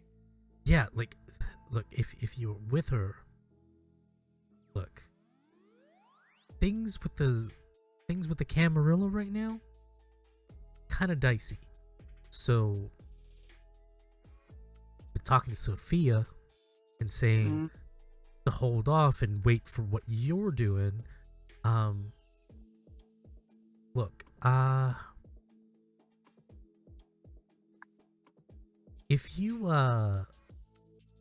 if Elizabeth wants to take over, we're behind her. 'Cause right now, if the prince is gonna let all of this shit happen, then we'd rather have somebody else sitting on that throne. You and me both. I think we're stacking our decks the same way. Yeah. Look, we like how it is right now. Sure, we're sharing it with the cam, but It's better. Cam don't want to share, babe. Look, however we see it is whatever, but whatever the Tremere are doing, look, I don't like it. I don't like it. And whatever whatever they have with the Spire, it looks like they have beef with each other, and that's it. So, look, wherever you guys end up, let me know, and we have like about 80 strong here. Okay? Good. You get everyone ready. We're making a move. I'll keep you updated. All right, and you take care, okay? You too. I don't know. I don't know what I would do if something happened to you, and I owe you still. You saved my life. You saved mine first, so you walk away, I walk away. After this, how about, I don't know, let's go to Florida. Let's go to Miami for a bit. I'm not leaving this city. We can go to Coney Island. Just as a vacation, we can come back. You know what? We'll talk about it later, kid, all right? All right. All right. And he's gonna turn location tracking on for her, Mm-hmm. so that she knows where he is in the city. Mm-hmm.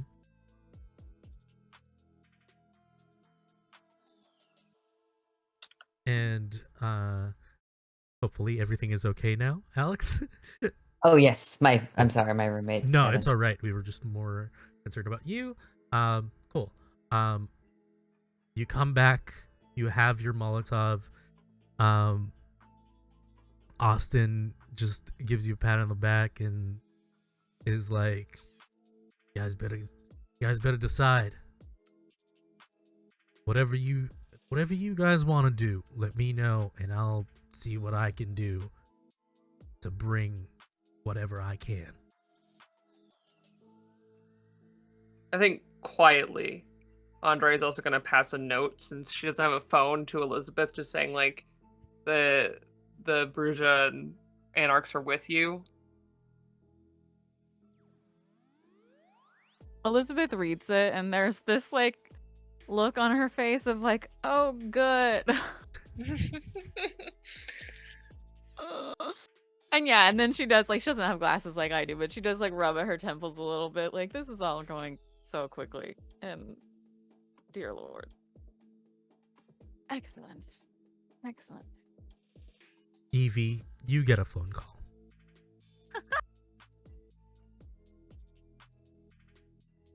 What is it? It's Chester. Okay. Do you answer? Yeah.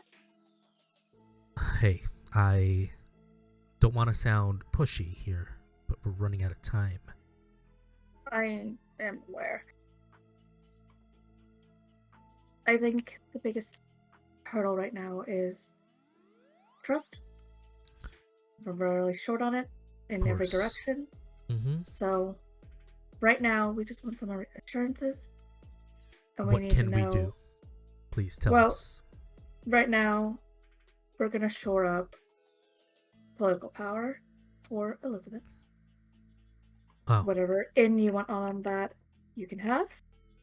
We want safety from whatever the fuck you are planning. And when your sire gets woken up, or I guess layer and sire, we want to be in the room. done. Look, I can't guarantee what my coterie is gonna do. I'm pretty sure once we're done with Cecil and her cohorts, I'm out of here. Both Lyran and Ramsey, they tend to not stay still. And you don't really have to worry about Neve and Marinette. But if you're worried about us trying to usurp power, we don't care about that. And if you need to see us unearth Ramsey, then so be it. Where do you need to meet us? Where do you want to meet? At this point, would we have discussed where we were going to meet up? Not my house. Yeah, no. Not the house. We can't go to the Haven. My Haven's fucked. Where are we going? Let's go to a bar. Austin does Actually- mention. The mall. Austin does mall? mention. Hey, if you guys need a place to meet, the shop's clear and free. I also know a pretty quiet place uptown, but that's pretty far. Hey, uptown, downtown, it doesn't really matter. Ooh, Wherever what you kind of- guys. What kind of establishment is this? Oh, it's a park. No, and your shop? It's a bookstore. Yeah, it's a bookstore. Oh, Go to the let's bookstore. Let's go to the bookstore. I I think would the like bookstore is better. And Evie is just looking at Andre like, fuck you. I think a bookstore would be nice. I would enjoy that. He Maybe just I've wants to been incite a there. riot in Inwood. I was like, wherever this man is going to take us is going to be full of anarchs and it's probably going to be some bullshit. So absolutely It's not. like, look, just tell Chester to meet us at the bookshop, and then you guys can work through there. Okay. Thank you. So yeah, she'll say that to Chester and just be like, yeah, we'll meet you there. All right.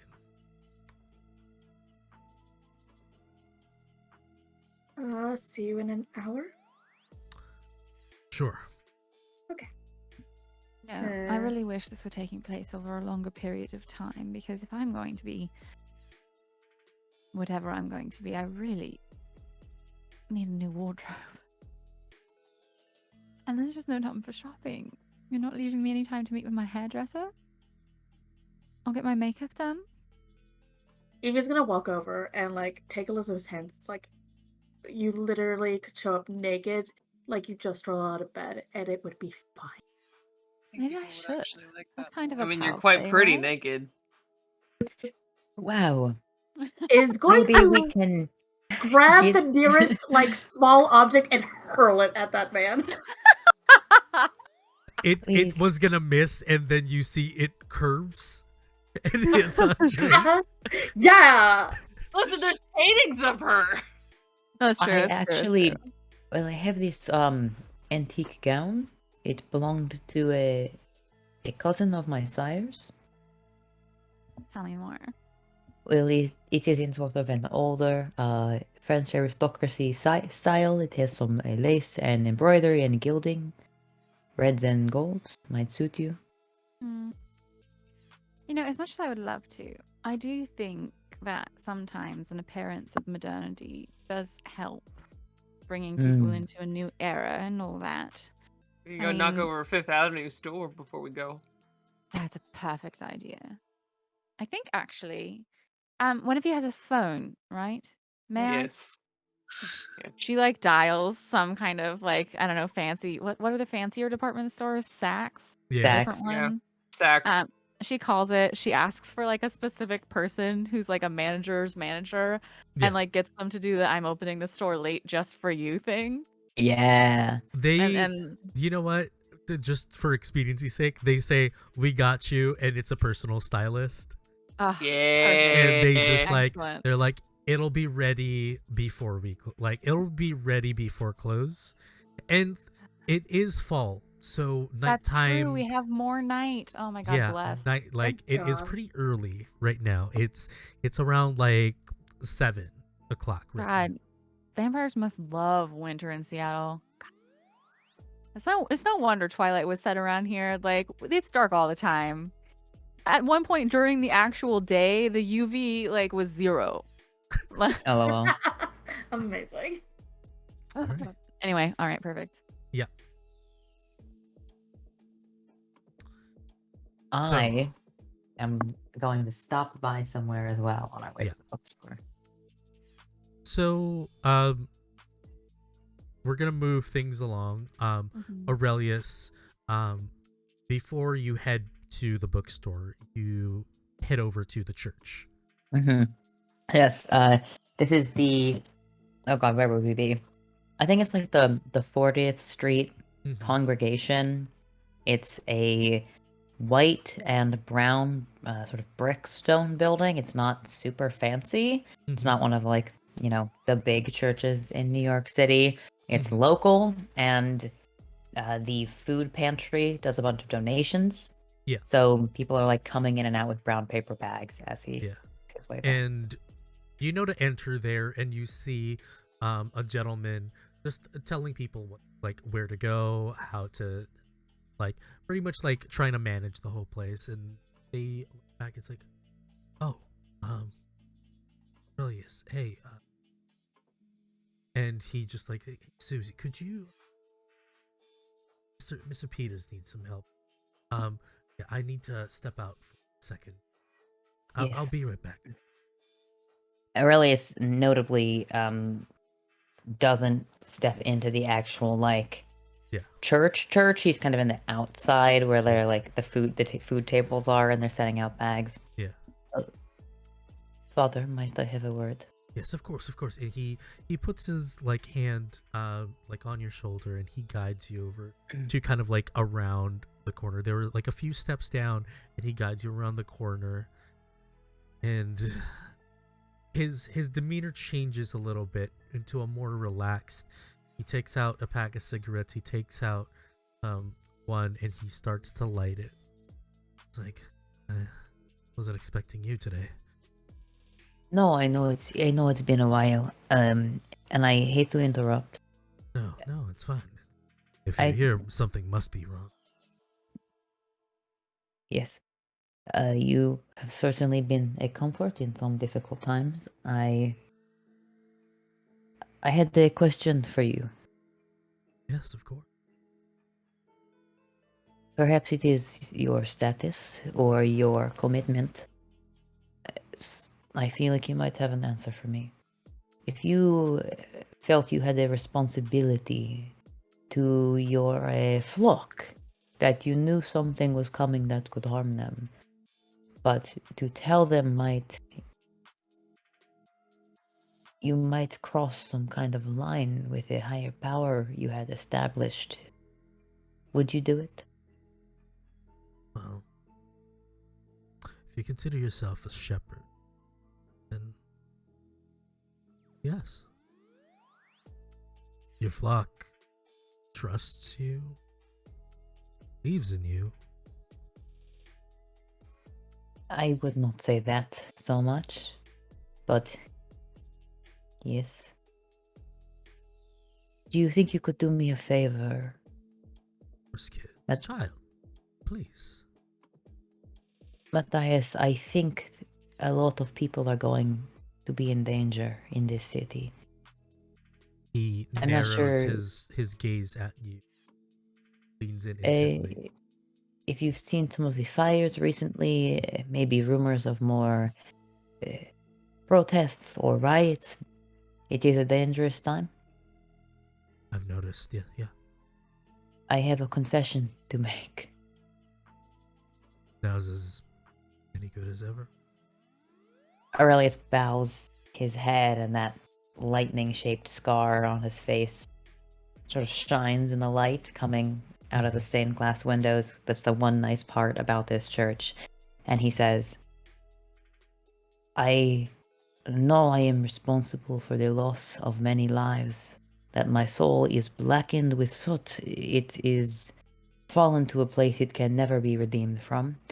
But I feel responsible for protecting the lives of those that I can protect and uplifting the minds of those that I can uplift. I think I am partially responsible for some of the danger that is coming to this filthy city. So I beg your forgiveness and his forgiveness. And I ask that you spread the word if possible. Tell as many people to stay inside for the next few nights. Lock their doors or evacuate the city. Aurelius, you have been a kindred for quite a while, and you know that one of the scariest things for kindred is for somebody to have true faith.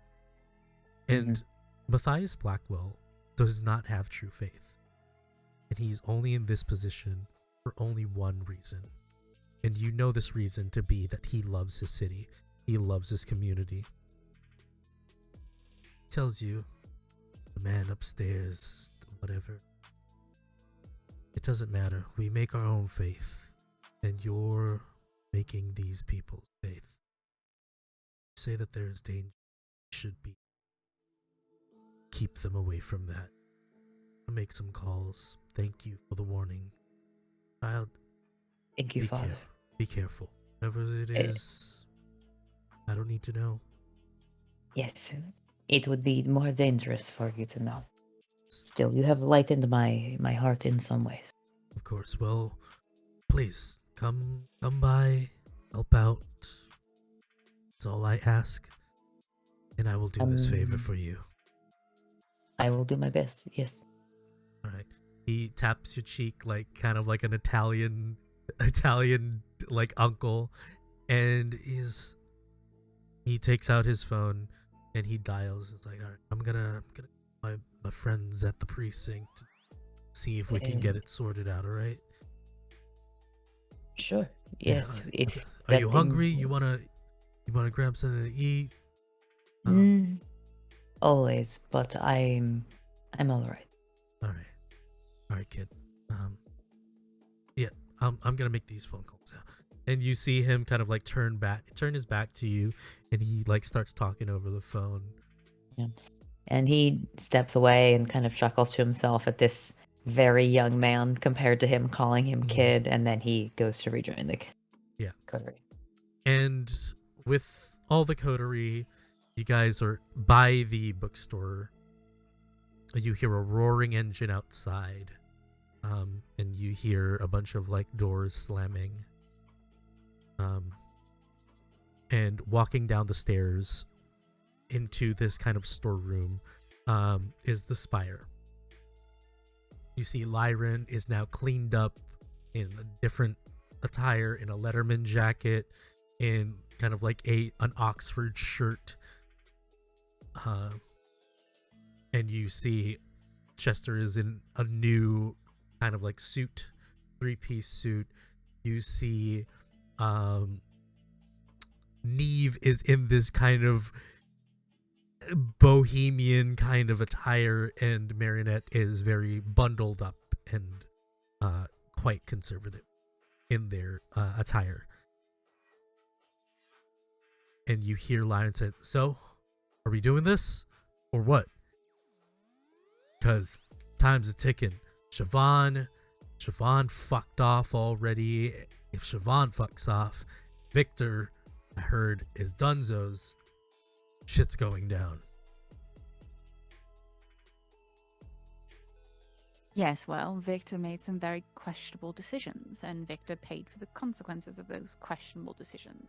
You see Lyran tap his nose and point at you, and it's like, I know. So, what's it gonna be? What's it gonna be, Evie? And he cocks his head over to you. Very mockingly, of course, as he is. Andre postures next to her.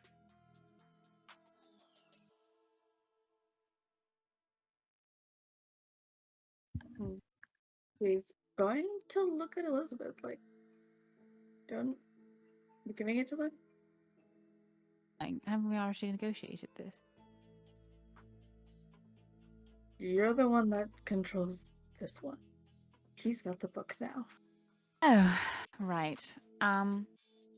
Well, let's just say that we know that allegiances in kindred society tend to change on a dime, and if you ever betray us, we will make sure you are ripped limb from limb. All right? Here you are. Oh, fantastic. All right. And by us, the lady does mean us. What's us? Not just our personage. To be clear. And he looks to Chester. I've spoken to them. things are going to be fine. All we want is to keep London out of New York. Get Cecile and Aegon out of the seat of power. Okay. If you want to take the seat of power, we don't care. I've never been fond of the British. Neither have I. Oh, darling. Why haven't you hang out with me then? You are wait, you're Elizabeth. You're British. I didn't know. Yes, darling. Have you heard her speak before? I love it. I've never been to England. Oh, It's just It's sort of quite a alright. family thing. You've made me laugh, Elizabeth. It's Anyway. okay. I worry about you. Worry yourself, Bruja. I'm fine. All right. Well, that was much needed. To business. There you are. Are we doing Yes. this? And he looks to Elizabeth holding the journal and the Molotov cocktail in his other hand. and you see him. Yeah, we are. He takes it from Lyran and hands it to Neve. Neve has Neve- another book. Andre's checking with Elizabeth before that Oh no, book goes anywhere. Elizabeth nodded. Yeah, Elizabeth was Okay. like, yeah, no, we're doing it. Neve Then sits Andre throws it at them. Done with this book. Neve sits in a corner and starts reading and starts taking out a piece of paper and a pencil and starts doing their work. And he Rowan, he goes up to you. Well, he takes out some keys out of his pocket. Sign of good faith. Here you go. And he hands you some keys. Car keys. Truck keys. Truck keys. Yeah. He says, I heard what happened to your old truck, and the sign of good faith, we're getting you a new one. Well, we got you a new one. It's upstairs. Thank you. Yeah. Is it does it have a back to it? It is a truck, yes. No, never mind. It's fine. And Lyron is like, yeah, it was one of those old freezer trucks. Has like the thing. It used to be like from a fishing company, but they kind of lost it, if you know what I mean. Rowan looks way happier about this than you expect someone to. And Chester's like, besides, you need to ride something to wherever we're going. Correct. You're not gonna fit in my car. So, are we square? And he holds out a hand to you. Yeah, she'll take it. Yeah, just I never want to see any of your fucking faces again after this. No offense. No, none taken. Honestly, I'm taking a ship home after all of this is done. Home? Yeah, home. Where is that? Philippines. It's been Perhaps this city is a good place to get out of for a little bit. for a little bit, yeah. You know, see what's going on in Asia. Little less things happening there. Mm. Anyway, he turns around. You suddenly hear, I got it. I got it. All right. Well, so we have, and she looks at her watch. We have about 2 hours, and I know where he's gonna be. Whether or not he's guarded, we're not sure. But if we move now, we can anticipate, we can plan, we can ambush. So, Can't you just throw some blood there or something? Do whatever you've been doing, spying on us, ruining our day? of course not. We need to take the stake that's on his chest to pretty much, wake him. You know how torpor works. I mean, spy on the place. Well, we would have had been there and put some blood. Marinette can't just manifest blood where they're going to be.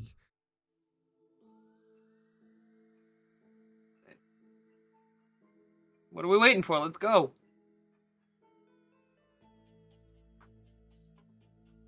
All right. And you see them start flooding out. You see Chester whisper talking to Austin a little.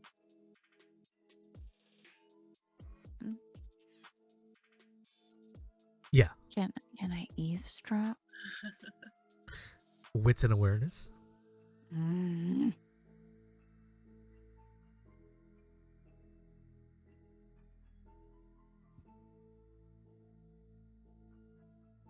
I also want to say Aurelius is pretty excellent at stealth, so he's just trying to make sure we're not being Only get one don't know. success. followed or that we're moving quietly. Well, with the one success, you don't really hear much. What? I'll have to convince him to tell me later. Yeah, While they maybe. were doing the decoding, Evie's been dealing with this journal for like so long and keep giving a shit about it. If they would have let her, she would have read all of the like whatever Neve was scratching out. Yeah, Neve wouldn't have given a shit whether or not you looked over their shoulder while she was doing it. Right. You saw that it was just like her decoding the cipher, getting the date, the location, and the time. Okay. And you saw that the date was for tonight. The location was going to be Pier 12. And then the time was again about like 2 hours from now. Just trying to make sure that we for sure have the most accurate information. Yeah. So we're not You being set saw her somewhere like incorrect. triple check her work. She actually even probably told you it's like to look at her work. Yeah. Okay. Cool. And you notice that Neve looks about your age. And yeah, you guys Her leave. girlfriend? What was that? New girlfriend? I don't know. Excuse me? Maybe Nerds? nerds. Nice. Her girlfriend. You know, Evie is interested in another person that is age physically. There are not a lot of them, so. So they all head out, and you see there is a new car waiting outside.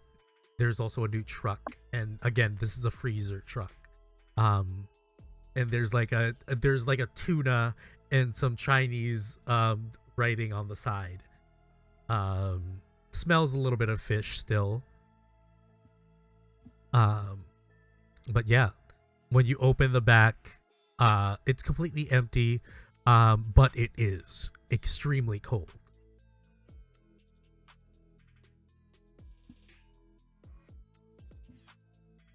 What are you guys doing?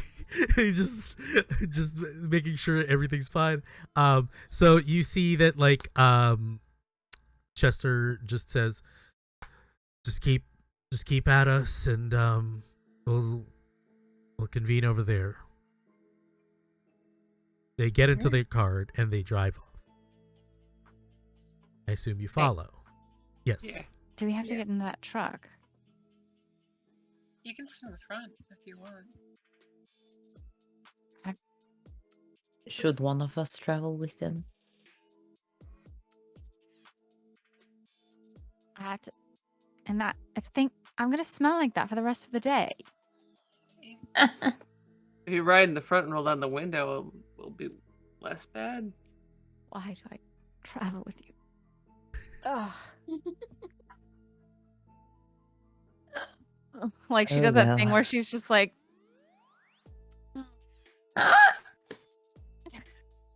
Do you want my jacket? I don't think that will help, but thank you. Evie will get Wasn't in made the to travel back. like this. Yeah, Andre's already in the back. He's like, whatever. Hops. I will get in. We used to have carriages. They took months to build. Just the carvings on the sides. At least you have that Intricate. dress. Delicate. Oh, this thing. Well, thank you. Very Elizabeth, by the way, I didn't describe her cool outfit. I put it in the Discord chat. But she's wearing like a black, slightly too long, like blazer. So it's almost like it's almost like the blazer could be just worn by itself. Nothing on, no like shirt underneath. So it's just like a deep V cut, a really wide, like almost like obi leather belt. Mm-hmm. And then the blazer has like a layer of like sheer like tulle fabric, so it kind of looks like either like a long sheer skirt or like almost like a cloak, like a cape that goes all the way down to her feet, and then she's wearing like thigh-high leather boots. And it's fucking epic. And her hair is obviously like perfectly coiffed and like falling in fiery curls down her back, and it's just like. And you're entering gorgeous. a fish smelling a tuna truck. Yeah. a tuna truck. And you guys drive. You follow the car that is in front of you. You get to the pier. Everybody, you see the car stop about 2 blocks away.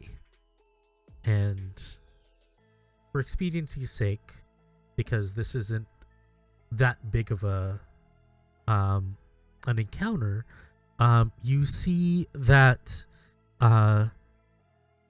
it is just a bunch of humans.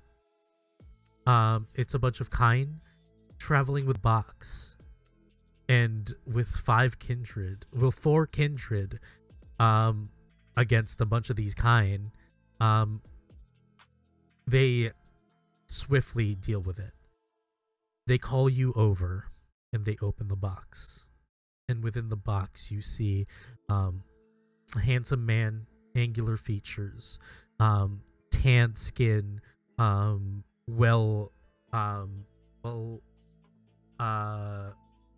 manicured kind of goatee, long hair to his shoulders, and you see a stake through his chest. As the box opens, you see Lyran, for the first time, have a tinge of vulnerability.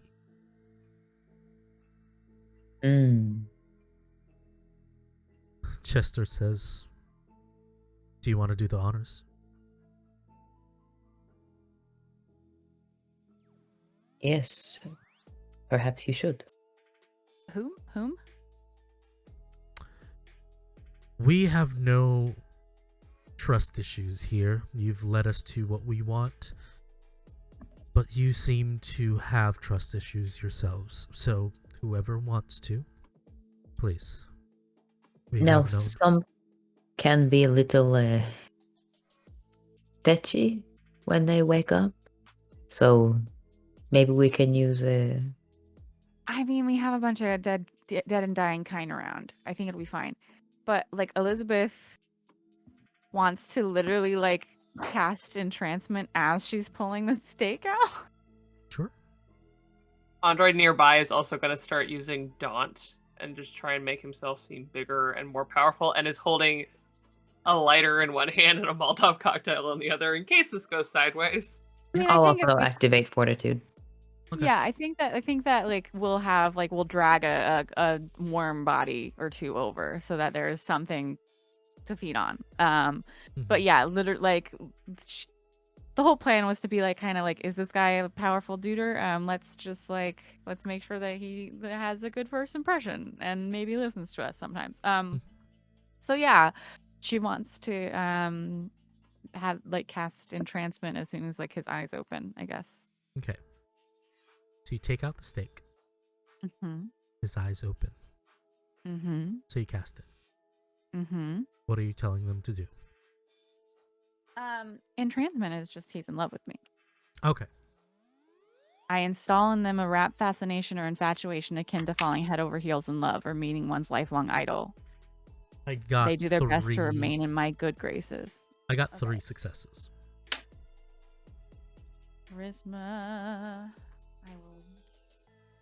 Presence.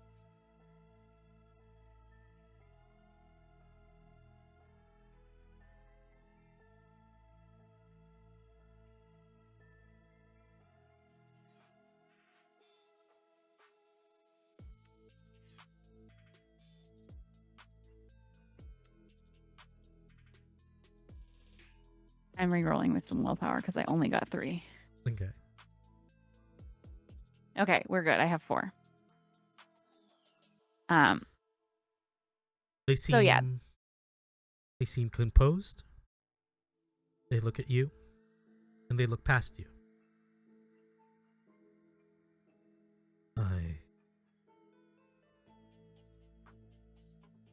How long has it been? 'Tis the year 2022. You hear from behind you, 3 months. 3 months. Well, and it's Lyran. there's some kind. Food? He raises his hand and kind of like an invisible straw, blood shoots out from their necks into his mouth. Wow. Well, that's quite a handy trick for not getting your clothes dirty. Chester just says, like, if I have the time, I'll teach you. It's amazing. I'm Elizabeth, by the way. And he goes to shake your hand. Ramsey. I'd heard.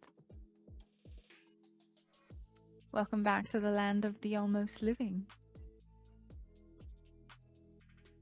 And he suddenly, from behind you, you get a shove, and you see Lyran just hugs his sire.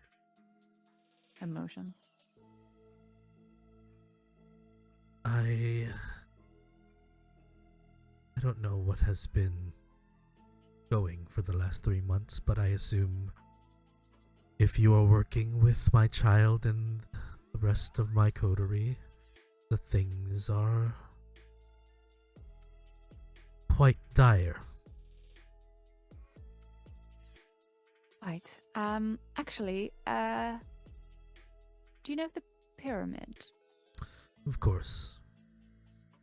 It's my life's Yes, well- work to make sure that they never return. Yes, well, they appear to want to return quite desperately, and we also would not like that to happen. Well, then what are we supposed to do? Seems that you lead this group right now? Or is it the angry one in the back? Oh, well, he has a lot of feelings, and it's quite useful for a lot of things. But no, I do believe that I've been put in the position of being the leader of this band of fools. So yes, currently, well, we were rather hoping that you would love to have a tete-a-tete with Cecil. And of course, we'd be happy to help. Well, wits and awareness, all of you. Happy to help. All right, Why all don't right, we all plan right. this better, everybody. Who am I? What am I doing? Why am I in charge? Because you're beautiful.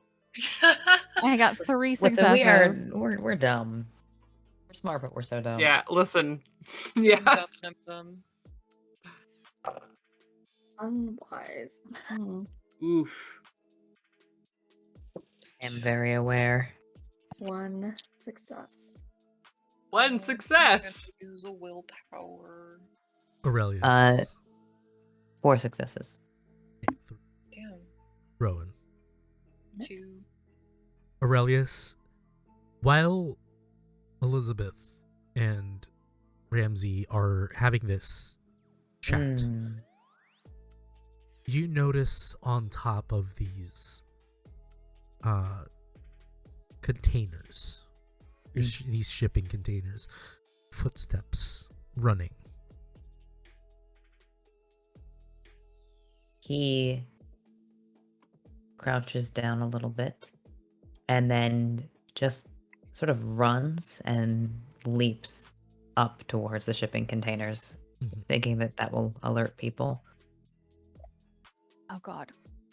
Is now the time. Right now. And you see everybody look around. Aurelius, as you jump, use Soaring Leap. That's free, so no rouse check needed. I'll let you do it. You get on top and you see 2 masked individuals in all black. Both of them Are have they moving swords. Swords. Are they moving quickly enough that I can tell they're kindred from Yes. first glance? Okay. Well, I'm going to try to wrest a sword from one of them and use it to chop off their head. Okay. Roll me brawl and strength. Okay. You do that to one. The other one just fucks off and tries to lunge to the group. You also notice that there are 2 more like kindred like beings heading over to the group coming from the other side. Cool. I have a specialty for brawl against kindred, and I also did already activate my fortitude. Okay. That is 3 successes on my brawl. 3 successes. Okay. Second.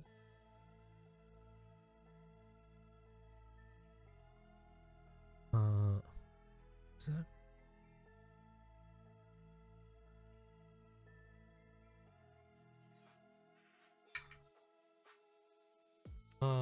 Two successes on me. Okay. So you wrestle it from them, and you have a sword. I'll let you do the thing afterwards. Kai, it looks like you wanted to do something. The moment that Aurelius runs away, Mhm. Andre is going to look around and make sure that what Aurelius is going after is the only thing coming at us. Okay. You notice that there are 2 more. Then we're running towards them. Okay. Are you gonna do anything once you get there? He's already been like posturing. He's got all this stuff going on already, so he's gonna just try and use Daunt, just kind of force them to stop, and runs up to them with this lighter and the Molotov cocktail with a big smile on his face. You should really rethink what you're doing. I'd turn around and leave right now. You see them throw kind of like a dagger at you. I need you to make a dexterity and athletics. I also have rapid reflexes. Add your celerity to this. Yeah. Okay, so it's celerity, dexterity, and sorry. else And am I adding? athletics.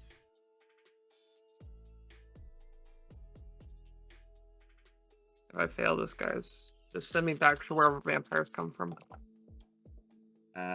Sexy hell. Oh no, 5 not successes. sexy hell. Not sexy hell. Not no. sexy hell. It's like normal hell, except for all the demons are wearing those skimpy little Halloween costumes. Yeah. They'll have the like shitty little devil The horns little and like the plastic horn, sparkly Yeah. red I mean, tail and fishnets. The They horrible still- little like short forked. 3 They still successes torture on me. you, but like they're really sexy when they do it. Okay, so you Aye. avoid it. You avoid it. And are you chucking this Molotov cocktail at them? Yeah, listen. Ramses was chill, so we're just gonna light the Molotov cocktail and throw it at these guys instead. Okay.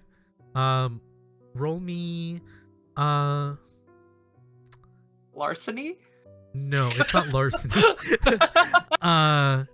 That would be. Or That like would be arsony. resolve and melee. Not melee.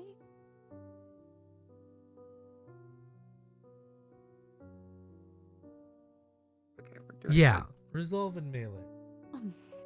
What about athletics? A nice throwing arm. No. I'll Yeah, take okay. melee. Okay. We're- No, sorry. We're doing Never mind. good. I'm not suggesting anything. 5 successes. Oh shit. Okay. Well, I got 6 successes Damn it. on one. Let's see. There's 2 of them. Bestial failure. Fucking sick. So this one burns. This one is caught in the flame, but the other one just walks on the side of the container and comes back up. Elizabeth, Evie, Rowan. Yep. From the shadows comes 2 more. One is gonna try to Guys. shove Rowan. Okay. Are you gonna cast gun? I'm gonna cast gun, but if you want to shove me first, I'm down. Sure. I'm gonna have to shove you first. Evie, you're gonna get shoved too. Elizabeth, something else is gonna happen to you. Rowan, I need you to strengthen athletics for me. Can I add my fortitude? No, Yes. I can't. Never mind. Yes, you can. Oh, I can? Okay, cool. Yeah, because you're resisting this. Okay, athletics and what? Strength. Strength. Okay. I would just like to mention that Ramses is still like totally head over heels in love with me right now, and would 100% protect me from anything bad happening. I know. 2 successes. It lasts for an hour. He's in love with me for a long time. That's a good skill. What did you get, And Rowan? you don't need an ability to be that way. 2 successes. 2 successes. 2 successes. So ties go to the defender. So I also got Cool. 2 successes. So you get nudged, but you keep your bearings, and now you cast gun. So cast gun. Who am I shooting out of curiosity? It looks like another kindred in black coming out of the Okay. shadows. What is gun? Is that firearms? and what? Firearms and composure. Composure. Okay. Ooh, I'm good at that.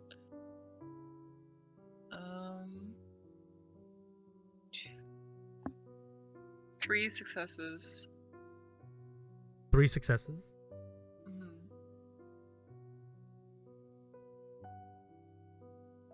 He has a bestial failure. You do damage to him. Okay. It's fine. Cool. Okay. You shoot him. Evie, I need you to roll me dexterity and athletics. Oops. Why are we? I just realized how sad the song is. Nope. 1 success. 1 success. Okay. Ties goes to the defender. I also got 1 success. You see another thing with shadow tendrils. What do you want to do? Okay. Is it coming towards me immediately? Yes. I have a question. This is mostly a roll of coal question. Would you allow one of my rituals to not have to be like an hour later? Sure. What is it? At Dagon's Call, where if they touch my blood, I can do a ritual Sure. to damage them. Cool. Yeah. Why not? Okay, cool. Yeah. She's gonna pull out her dagger. She's gonna slash her fucking wrist, and she's going to try her fucking best to just like smack that guy with blood on her hand. Okay. So Dagon's Call. What do I have Like- to roll? Pagan's Call is, I believe, contested. Sorry, I gotta pull out my blood. Blah, blah, blah.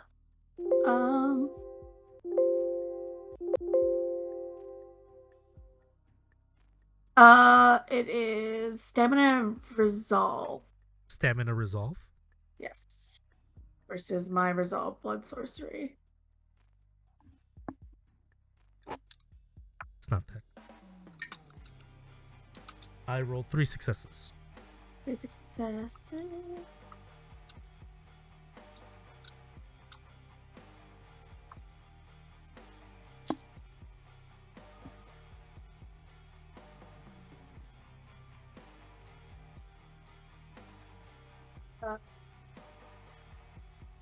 Four successes.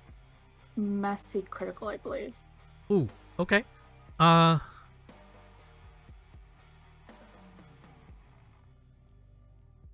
Okay. Fantastic. First, I forgot. Make a rouse check to see if you get hungrier. Nope, I'm good. Okay. So they take 1 superficial damage from it. Cool. Elizabeth. Yeah. Ramsey, you notice now that the rest of his coterie, the Spire, found other opponents. Okay. You and Ramsey together. Ramsey stands in front of you, and there are 2 figures walking down this shipping container. Okay. And you hear a familiar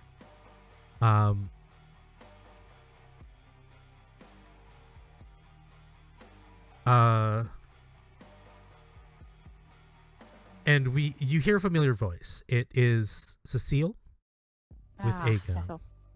Oh, the dicks. And say, well, I guess I can get rid of 2 birds with 1 stone. I've been hearing a lot about you, Elizabeth. And unfortunately, if we want our plans to work, we need to get rid of you. Oh, darling, that's where our plans have similar strategies, because if I want my plan to work, I need to get rid of you. Well, have at it then. And you see Aegon and Ramsey charge at each other. And Cecile sees you alone. Try me, bitch. Cecile is going to try and whip at you with a whip of blood. Gross. Yes, it is. I need you to roll me dexterity and athletics. I'm not great at either of these things, but it's okay. It's okay.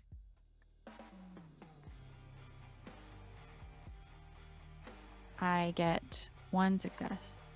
Okay. I get no successes, actually. Yes, I'm It's- excellent at this. It's all fine. She misses. Aurelius, Andre, Evie, Rowan, you see this. These people are the real targets. It looks like the main targets are both Elizabeth and Ramsey right now. Going to try and take out with this sword the one that I'm facing off of, and then jump back down to Aegon. Okay. Sure. Roll me a strength plus melee. Oh, damn, I'm so much better with Brawl. You know what? No, I have the same Brawl and melee. Okay. Here we are. 1, 2. That is 3 successes. 3 successes. Okay. I only got 2. Excellent. So, for the purpose of this, and to, you cut this kindred. This kindred is starts to convulse and actually take more damage than you thought you would do. With the blade. Yes, and it looks like it is coated with something. And you see it convulse on the ground. You may rush to Elizabeth's aid if you'd like. Yeah. Andre, what did you plan to do? Andre's going to turn around and thinking he's going to chase the other kindred that survived the Molotoving, and seeing what's going on with Elizabeth and Ramsey, instead turns around and starts running towards that because he made a promise. Okay. And he turns around and he's got the baseball bat now from the bag that he carries everywhere. Okay. Yes. And right now Ramsey is preoccupied with Aegon, but Cecile, pretty Can open. I attempt to use entrancement on Cecile? Sure. I just if I can just even stop him for a moment, that would give everyone else a good opportunity. Oh yeah. So charisma. It's composure and wits, I believe, for her. Charisma. Presence. I'm very resting as a person. Here we are.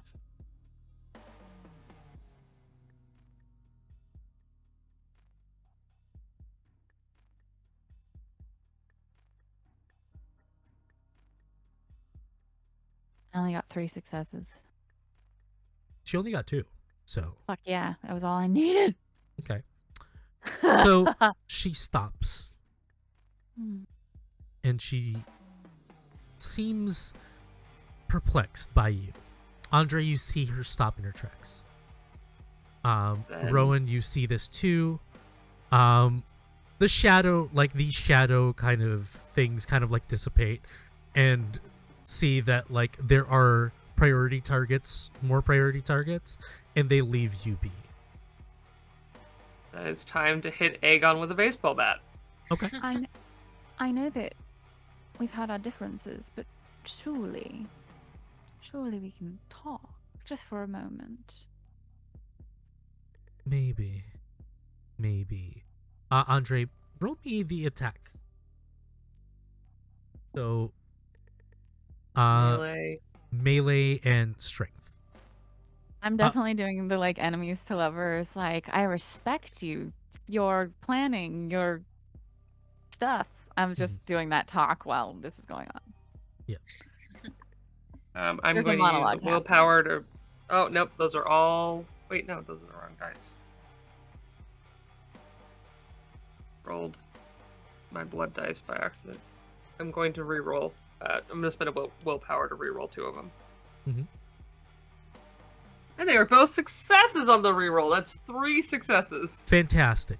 And you hit Aegon. And at this point, as it is getting a little late, we're going to fast forward a little bit. And I just need you guys to do one last action each. And it takes a while.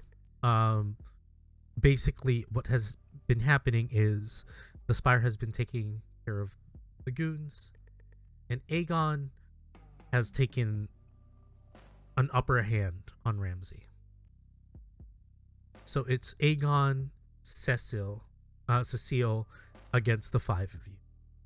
I'm going to roll for Cecile right now to see if she breaks away from the entrancement. And then I'm going to have one roll for each of you, what you guys want to do. Think about that. So I rolled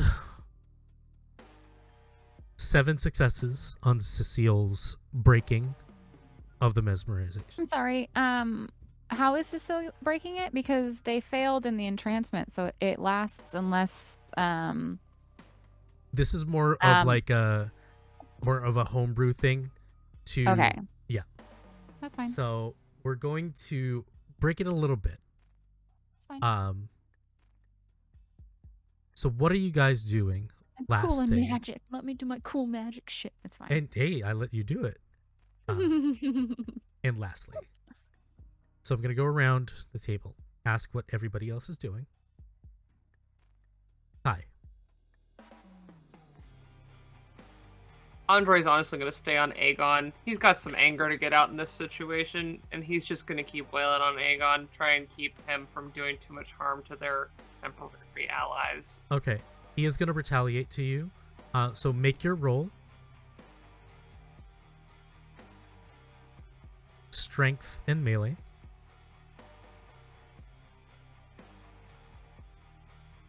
And I'm going to ask you to roll in a bit.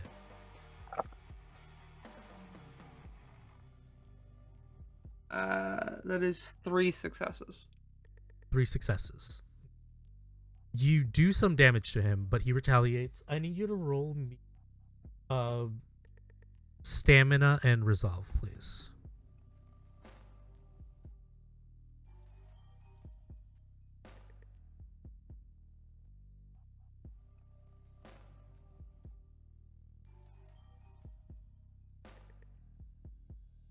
Two successes.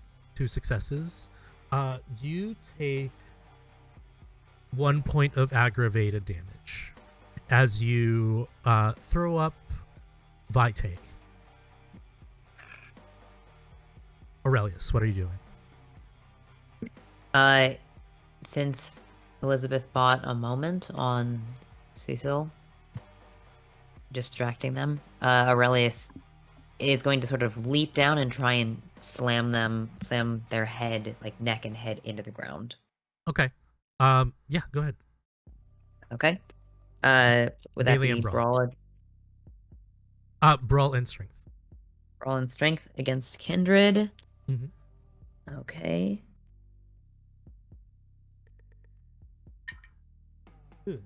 I'm gonna spend a willpower. How many successes did you get? I got 2. It's fine. She got none. Okay. Excellent. Yeah. And Elizabeth, by your foot, Cecile's head is smashed. Ooh. Do you want to do anything? Well, for fun's sake, Elizabeth has spent this whole conversation with the stake she pulled out of Ramsay's still in her hand. Mm-hmm. And so, she, with Cecil being like dominated by Aurelius, is just going to, maybe either from the back or like probably because her head is being so from the back, attempt to stab her heart from behind. Yeah, sure. Do strength plus melee. Add 2 dice to it because you're being helped. Okay.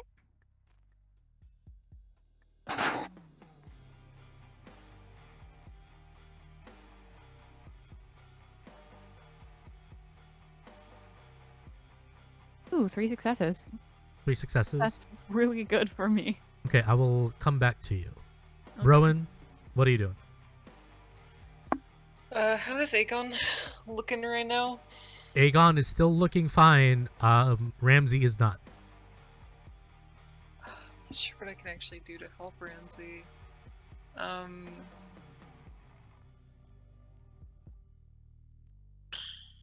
mean, I think I'm just gonna try to shoot Aegon and hope for the best. Yeah, sure. Alright, that's composure and firearms. Alright. I'm gonna use a willpower. Okay. Gonna use 2 willpowers. Okay, 3 successes. 3 successes? Okay. Mm-hmm. You deal some damage to him. You hit him a few times. Okay. Evie, what are you doing? If there are still like more minion-y vampires around, we'll be trying to deal with them, I think, just to keep them away from sort of like what is the main fight, it seems. Just so that there's not numbers going on over there. So, okay. As many people as you'll let me hit with blood. Okay. What are you planning to do? I mean, the Dagon's Call again? Yeah, more of that, because it's kind of her best move. Okay. And yeah. Roll me just roll me I would say just roll me a dexterity, like, no, not dexterity. Roll me a resolve and blood sorcery. Okay.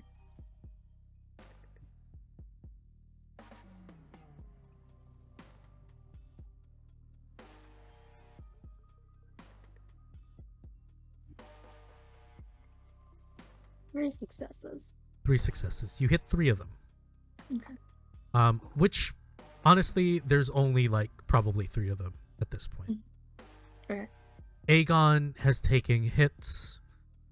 You see behind him a hand claws through his chest. And it is the claw of Ramsey trying to protect a lady that he's still mesmerized with. Elizabeth, with the 3 that you rolled, the stake sinks deep into their back, cracking the shoulder blade, piercing through into their heart. Yeah, just go straight through. I mean, I thought I would go between some ribs, but like if I'm that strong, I guess I'm just really strong. Well, it's from the back, so Yeah. you take the gap, and you notice that when this happens, the kindred that were still trying to fight the spire disappear into the shadows and run away.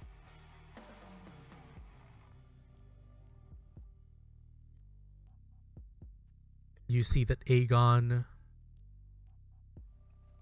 is lifeless, has met the final death. Wow. During this, a lot of things happen, and we're gonna fast forward to certain things. Okay. The Anarchs found out of this ambush. Unfortunately, they were a little late, but they eventually come. Mm-hmm.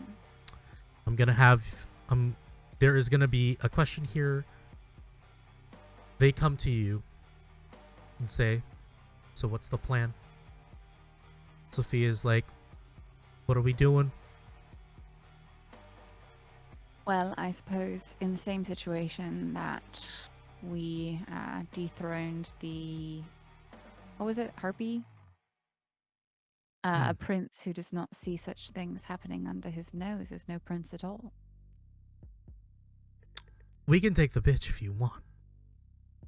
That's the case. I think it should be a joint effort, as should the ruling of the city in the future. We like how everything is running right now. If you want to sit on that throne, we'll put you on that throne. But we gotta, as long as we're gonna work together in this city. And Yeah, that's what I mean. I don't want you to think that you wouldn't have a say. Andre would never let me live it down. of course, That's of course. true. So yes, I suppose that's the next tack.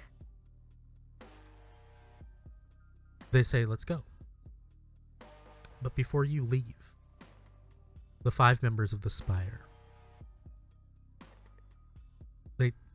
Chester is the one that comes to you. So we're done. If you need Ramsey and Lyron's help, they'll be here. Neve is planning to head and stir up some shit in Boston, because that's where the work is. Marinette is probably going to stay here for a little bit too.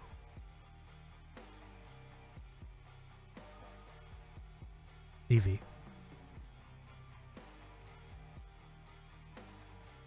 Somebody's going to need to be a regent. Somebody's not. Tremere isn't going to run itself. So if your coterie mate is going to vie for power anyway, maybe this is your chance.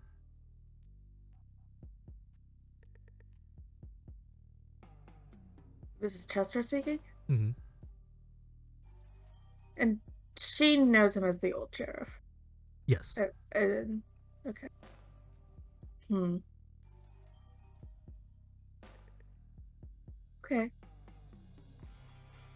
Would be nice if they weren't. Would be nice if you were staying. Yeah, it would be. But there's some weird things coming inland, and I need to look into it overseas. And he looks over at you, Andre. Besides, I think you have all you need here.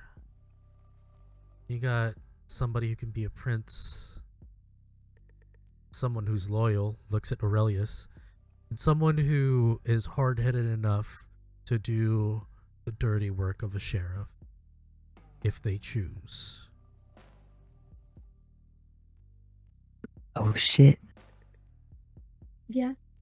No. I'm not telling Okay. you, I'm not telling you all to do these things, but these are options.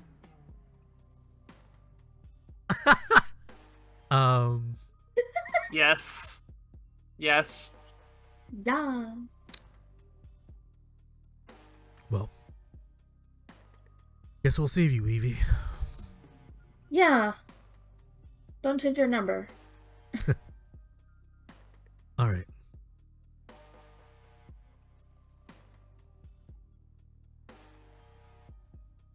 And we will fast forward something. And you get to... Sophia says, let's go to the Prince. Prince is located in the Upper West Side. Actually, no, Upper East Side. In this lavish building. Stone. You open the doors, and it looks like the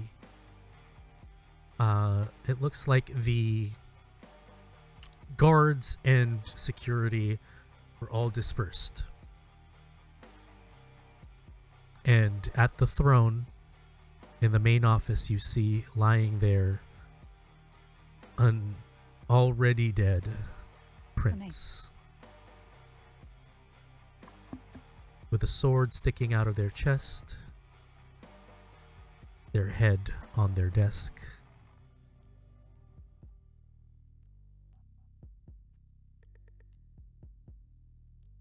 And with that, a little bit of kind of epilogue here. Andre, your sire asks you to check what happened to the prince. What you see is a disfigured digital image. Some form of diffusion. Humanoid but disrupted figure murdering the prince.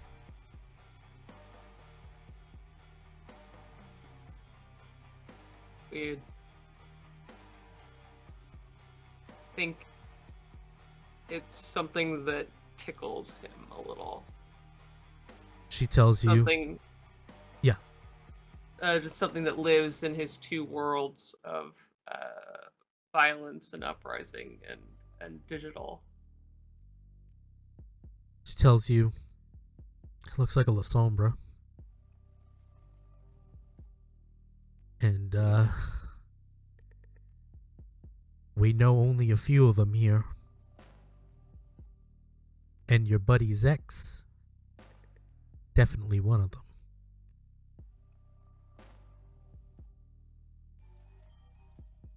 Whatever their reason for that, gotta keep your eyes open. Even your boy Aurelius needs to keep your eyes their eyes open, because if Laurel caught this, Elizabeth might be next. Wait, are you I won't talking be about far the from it. Sombra Primogen that showed up at our house and gifted us a white cat? Yep.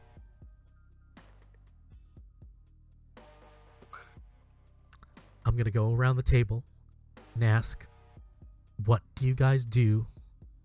And we are going to end the session.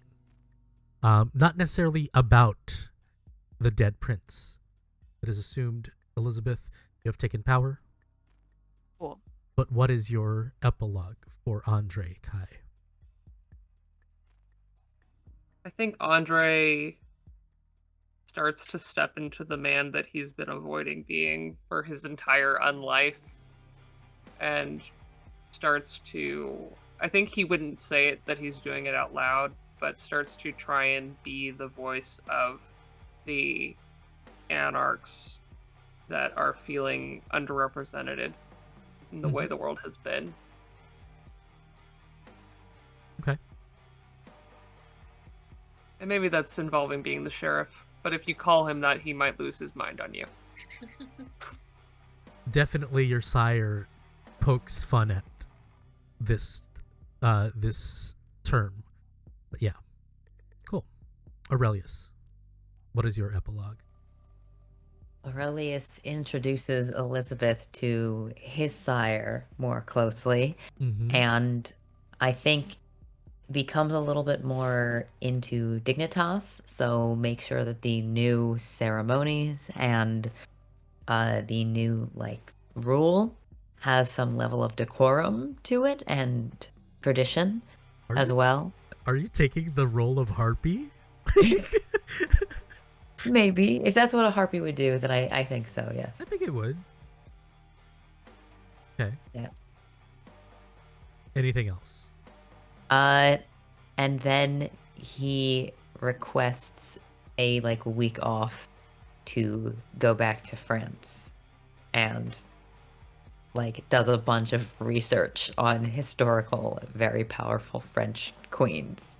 And then brings back some I think Aurelius, he kind of remains in a similar place in that he avoids getting too close to the women that he admires because he knows it will lead him to losing more of his humanity. So he tries to be a voice for kind, even though he is a very flawed voice because he also upholds a lot of values of Kimbrella. Okay. Elizabeth. Elizabeth. It's so funny to me at the beginning of this. I was like, politics are stupid. Don't get messed up with them. And now she's the fucking Prince of New York. God damn it. Ugh. I mean, it's the I can give advice but not take it sort of thing. So Elizabeth, I definitely think that probably over the course of this thing, she probably ends up taking summon, an ability from presence. So anyone that's ever been under her awe, she can summon into her presence. Yes. So she just tries to, as much as she can, just court every single person. She holds court, and probably also recruits Evie a little bit in this because Evie had her little fucking dinner parties and everything. But she wants to be as well loved as, and using powers too. She's a fucking Toreador. As well loved as possible, so that anyone hearing anything about taking her down would rather tell her and help her than work with the other person. Okay. Right? So she is just working real hard, and also unlike I think a lot of kindred, she's trying to delegate a lot because she didn't want to do this in the first fucking place. And so she's like, yeah, sure, and have some power, have a task, go off and do this thing. I don't really fucking care. Go away. Okay. Yeah, so she's trying to delegate, and when Aurelius goes to France, she's just like, you motherfucker. Because being new to power, she's probably not going to be leaving New York for quite some time and is a little mad about it. But yeah, she also just takes the opportunity to get a very fancy wardrobe and probably I don't know, like has a university start a new wing in her honor or something. Like, Actually, one more thing. I think that Aurelius works with Elizabeth to create a secret kindred museum of like art history and people who have done illustrations of oh my kindred god, history. she has secret Because you have all kindred. the portraits. Yeah, yeah. She definitely has like her own like portrait room in this secret kindred museum thing that's just like through the years, because ordinarily you couldn't show the same person like throughout the like Exactly. centuries in these pictures all together. Like you have to kind of try and hide it, but like here she's just like, look at me. And Kai. And it kind of gives Andre, like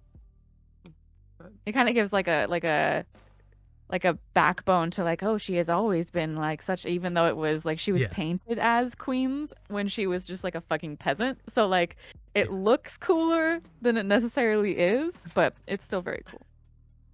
Andre insists that there is at least one area in that museum that always plays just the worst punk rock you've ever heard played by this amazing Nosferatu, Sammy Sweetcheeks. Yeah. Okay. Yeah. Fine, we'll have a modern part. Lastly, to piggyback off, your students slowly dwindle, and you have to get more. And the reason is there is this new drug. Is it the thing? These stickers. You don't know where they come from. Andre, you're the fucking sheriff. Stop them We'll doing figure it out. We'll figure it out.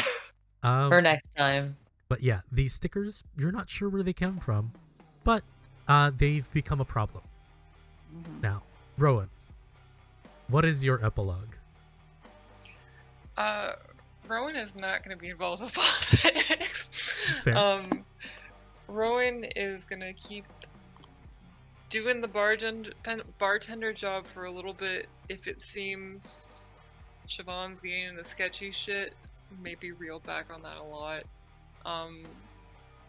I'd say that Rowan still visits and bothers everyone else, mostly driving them around to different places and just lounging in Evie's lab for extended periods of time.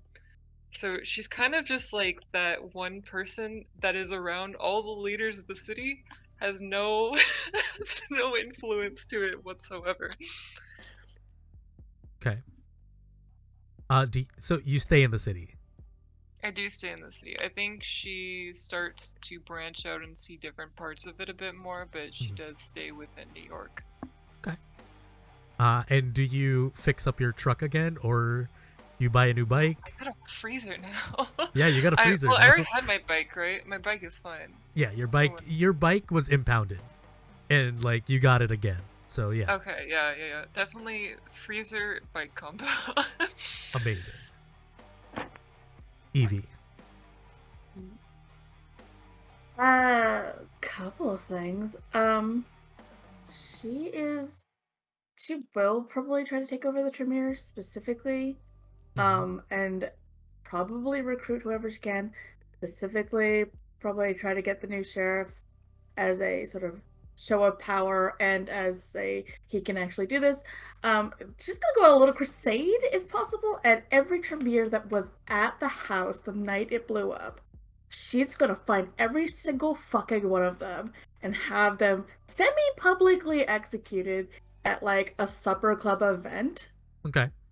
And like very specifically is gonna have it set up in like a almost theatrical way where there's gonna be a head of table, Elizabeth's there, like big show of force, and be like, never again. Okay. And you do. Yeah. And then she sort of, I think, goes out of her way to like seize Victor's assets, seize her sire's assets, and makes a new Elysium. Okay. Specifically to run her supper clubs out of. Amazing. And as you take over the regencies, and You all go through the motions and do your thing. We will come back soon again. At some point, hopefully, to the Coterie. And that has been Manhattan by Midnight. Thank you so much for joining us. Meet the Nui royalty. Again, you guys are wonderful. We do this to entertain. Hopefully you guys had fun. I had fun. Hopefully the players did too. But yeah, we will miss you. Stick around. Check our Twitter. Join our Discord. And eventually we're gonna get these lovely people back and play some more vampires. But while you wait, starting next week, again, we're starting a new show called Itaewon by Night, which will be ran by friend of the show, Joe, also known as Scary Dog Friend, will be our storyteller. It's gonna be amazing. It's gonna be set in South Korea. Can't wait for it. And yeah, my name is Fabs. You can find me at Rockets and Pens. Catch me here next week playing Jet in Itaewon by Night. Again, oh, by the way, I'm also producing Joe's Friday show. There's a finale happening this Friday, so catch us then. Farewell Yellow House at 8 p.m. Eastern, 5 p.m. Pacific, and we shall see you then. Let's introduce you guys to the cast one last time for tonight, and hopefully again soon. Kai, who are you? Who did you play, and where can you find us? Where can we find you? I'm Kai, everybody. I've been Andre. It's been an absolute delight. You can find me on all social media platforms as Estelle of Imladris. It's in the chat. It's Elvish. I just made a strong choice. It's fine. You can find me tomorrow on Wednesday for the penultimate episode of Those Lost over on Mercs of Mischief, my 5e gothic horror fantasy adventure that I've been DMing. We're about to see what happens when you enter a realm of ghosts and devils. And then coming very soon, I've been producing a podcast called The Lore Brewery. You can find it at Lore Brewery on Twitter. Our first two things we're releasing are 2 one-shots. One of them is a post-apocalyptic 5e one-shot run by me in a homebrew setting called Ashes and Dust. It is a world where when the apocalypse comes, it brings magic with it. And our second one is Elf Crimes, a holiday one-page one-shot adventure where we are all Santa's elves solving a mystery. Yeah, so follow me there, and I will see you guys hopefully very soon. It's been an absolute joy. Thank you, Fabs. Alex. Hello. Oh. No, that was Hello. great. Yeah. Hello. Thank you for having me. It's been such a privilege. I have been Alex. I use he, they pronouns. You can find me over on Twitter, which is my main platform for now, at Alder_Mancy, on Instagram at Alder.Mancy, and most other places at Sword Ghost or Sword Ghost Games. I also GM a Homebrew Horror 5th edition D&D campaign every Saturday at 9:30 PST, 12 p.m. EST called Strange Hungers. And I'm also very excited because I'm going to be doing some in-person studio streams over on the Scabby Rooster soon. We're going to be play testing some Kickstarter games and bringing on some people. So looking for LA locals to come join us. Definitely keep an eye out for that. I'm very excited. And I think that's it. But I just wanted to give a special shout out to Fabs. It's been so amazing to work with you. And I have been Aurelius, your terrible French venture vampire, now the Harpy of New York. Thank you for being at my table. Blue Jay. Cool. I am Blue Jay, and I have been Elizabeth, the now Prince of New York. I really wish that I could just come into everybody's little campaigns for an episode and just be like, by the way, I'm the prince, and just mess shit up. That'd be fun. But yeah, my pronouns are she, her, and you can find me over on Twitter at BlueJ_712. You can find me on Instagram at BlueJ. I just put up my new banner. I do a banner every single month. fucking And amazing. I've been doing banners for the last 3 years, and the fact that my feed is still perfect. I work so hard. I work so hard. So go check that out because it's great. And yeah, there's links on all of those things. You can find all my stuff. My butt's there. You can find my butt. There you go. Hell yeah. That's it. Emily. I don't know how I'm gonna follow that. Hi, I'm Emily. I played Rowan. I did all the little portraits for this game. If you like them, you can go follow me on Instagram, on Twitter, at Emily Pearson Art. I draw a lot. I post a lot of my drawings. So if you like that, that's kind of what I do. Hell yeah. And last but not least, Danny. Hey, Danny. I played Evie. You can find me over at on Twitter mostly at by Shalane. And yeah, no, honestly, biggest thing, thank you to my amazing group. You guys were amazing to play with. Like, I have never played Vampire before this, so thank you to Fabs for letting me come and Hell have yeah. my best first experience with the game that I could have asked for. So yeah, no, what a joy and what an honor. Hell yeah. Can people see you in other shows on this channel? Yes, in fact they can. Yeah. Monday afternoons, come see us for Hellions Incarnate. It is run by the amazing Jess Taylor, along with Victor Horst. Unfortunately, no longer with Emily here, and also with Babs and Ned. I was gonna. His whole name now is so cool. It's Ned Lazarus Wolf. So come check us out. We have a 5e fantasy game that has a lot of sci-fi and a lot of horror elements pulled in as well. Amazing. All right. Again, my name is Fabs. Thanks for coming. Check us out, goingcritrpg on Twitter, on Twitch, everywhere else. We'll see you guys next week with Itaewon by Night.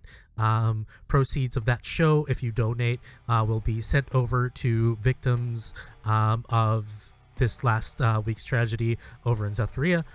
Anyway, it was wonderful seeing you guys. Thanks for joining us, and we'll see you guys soon. Bye.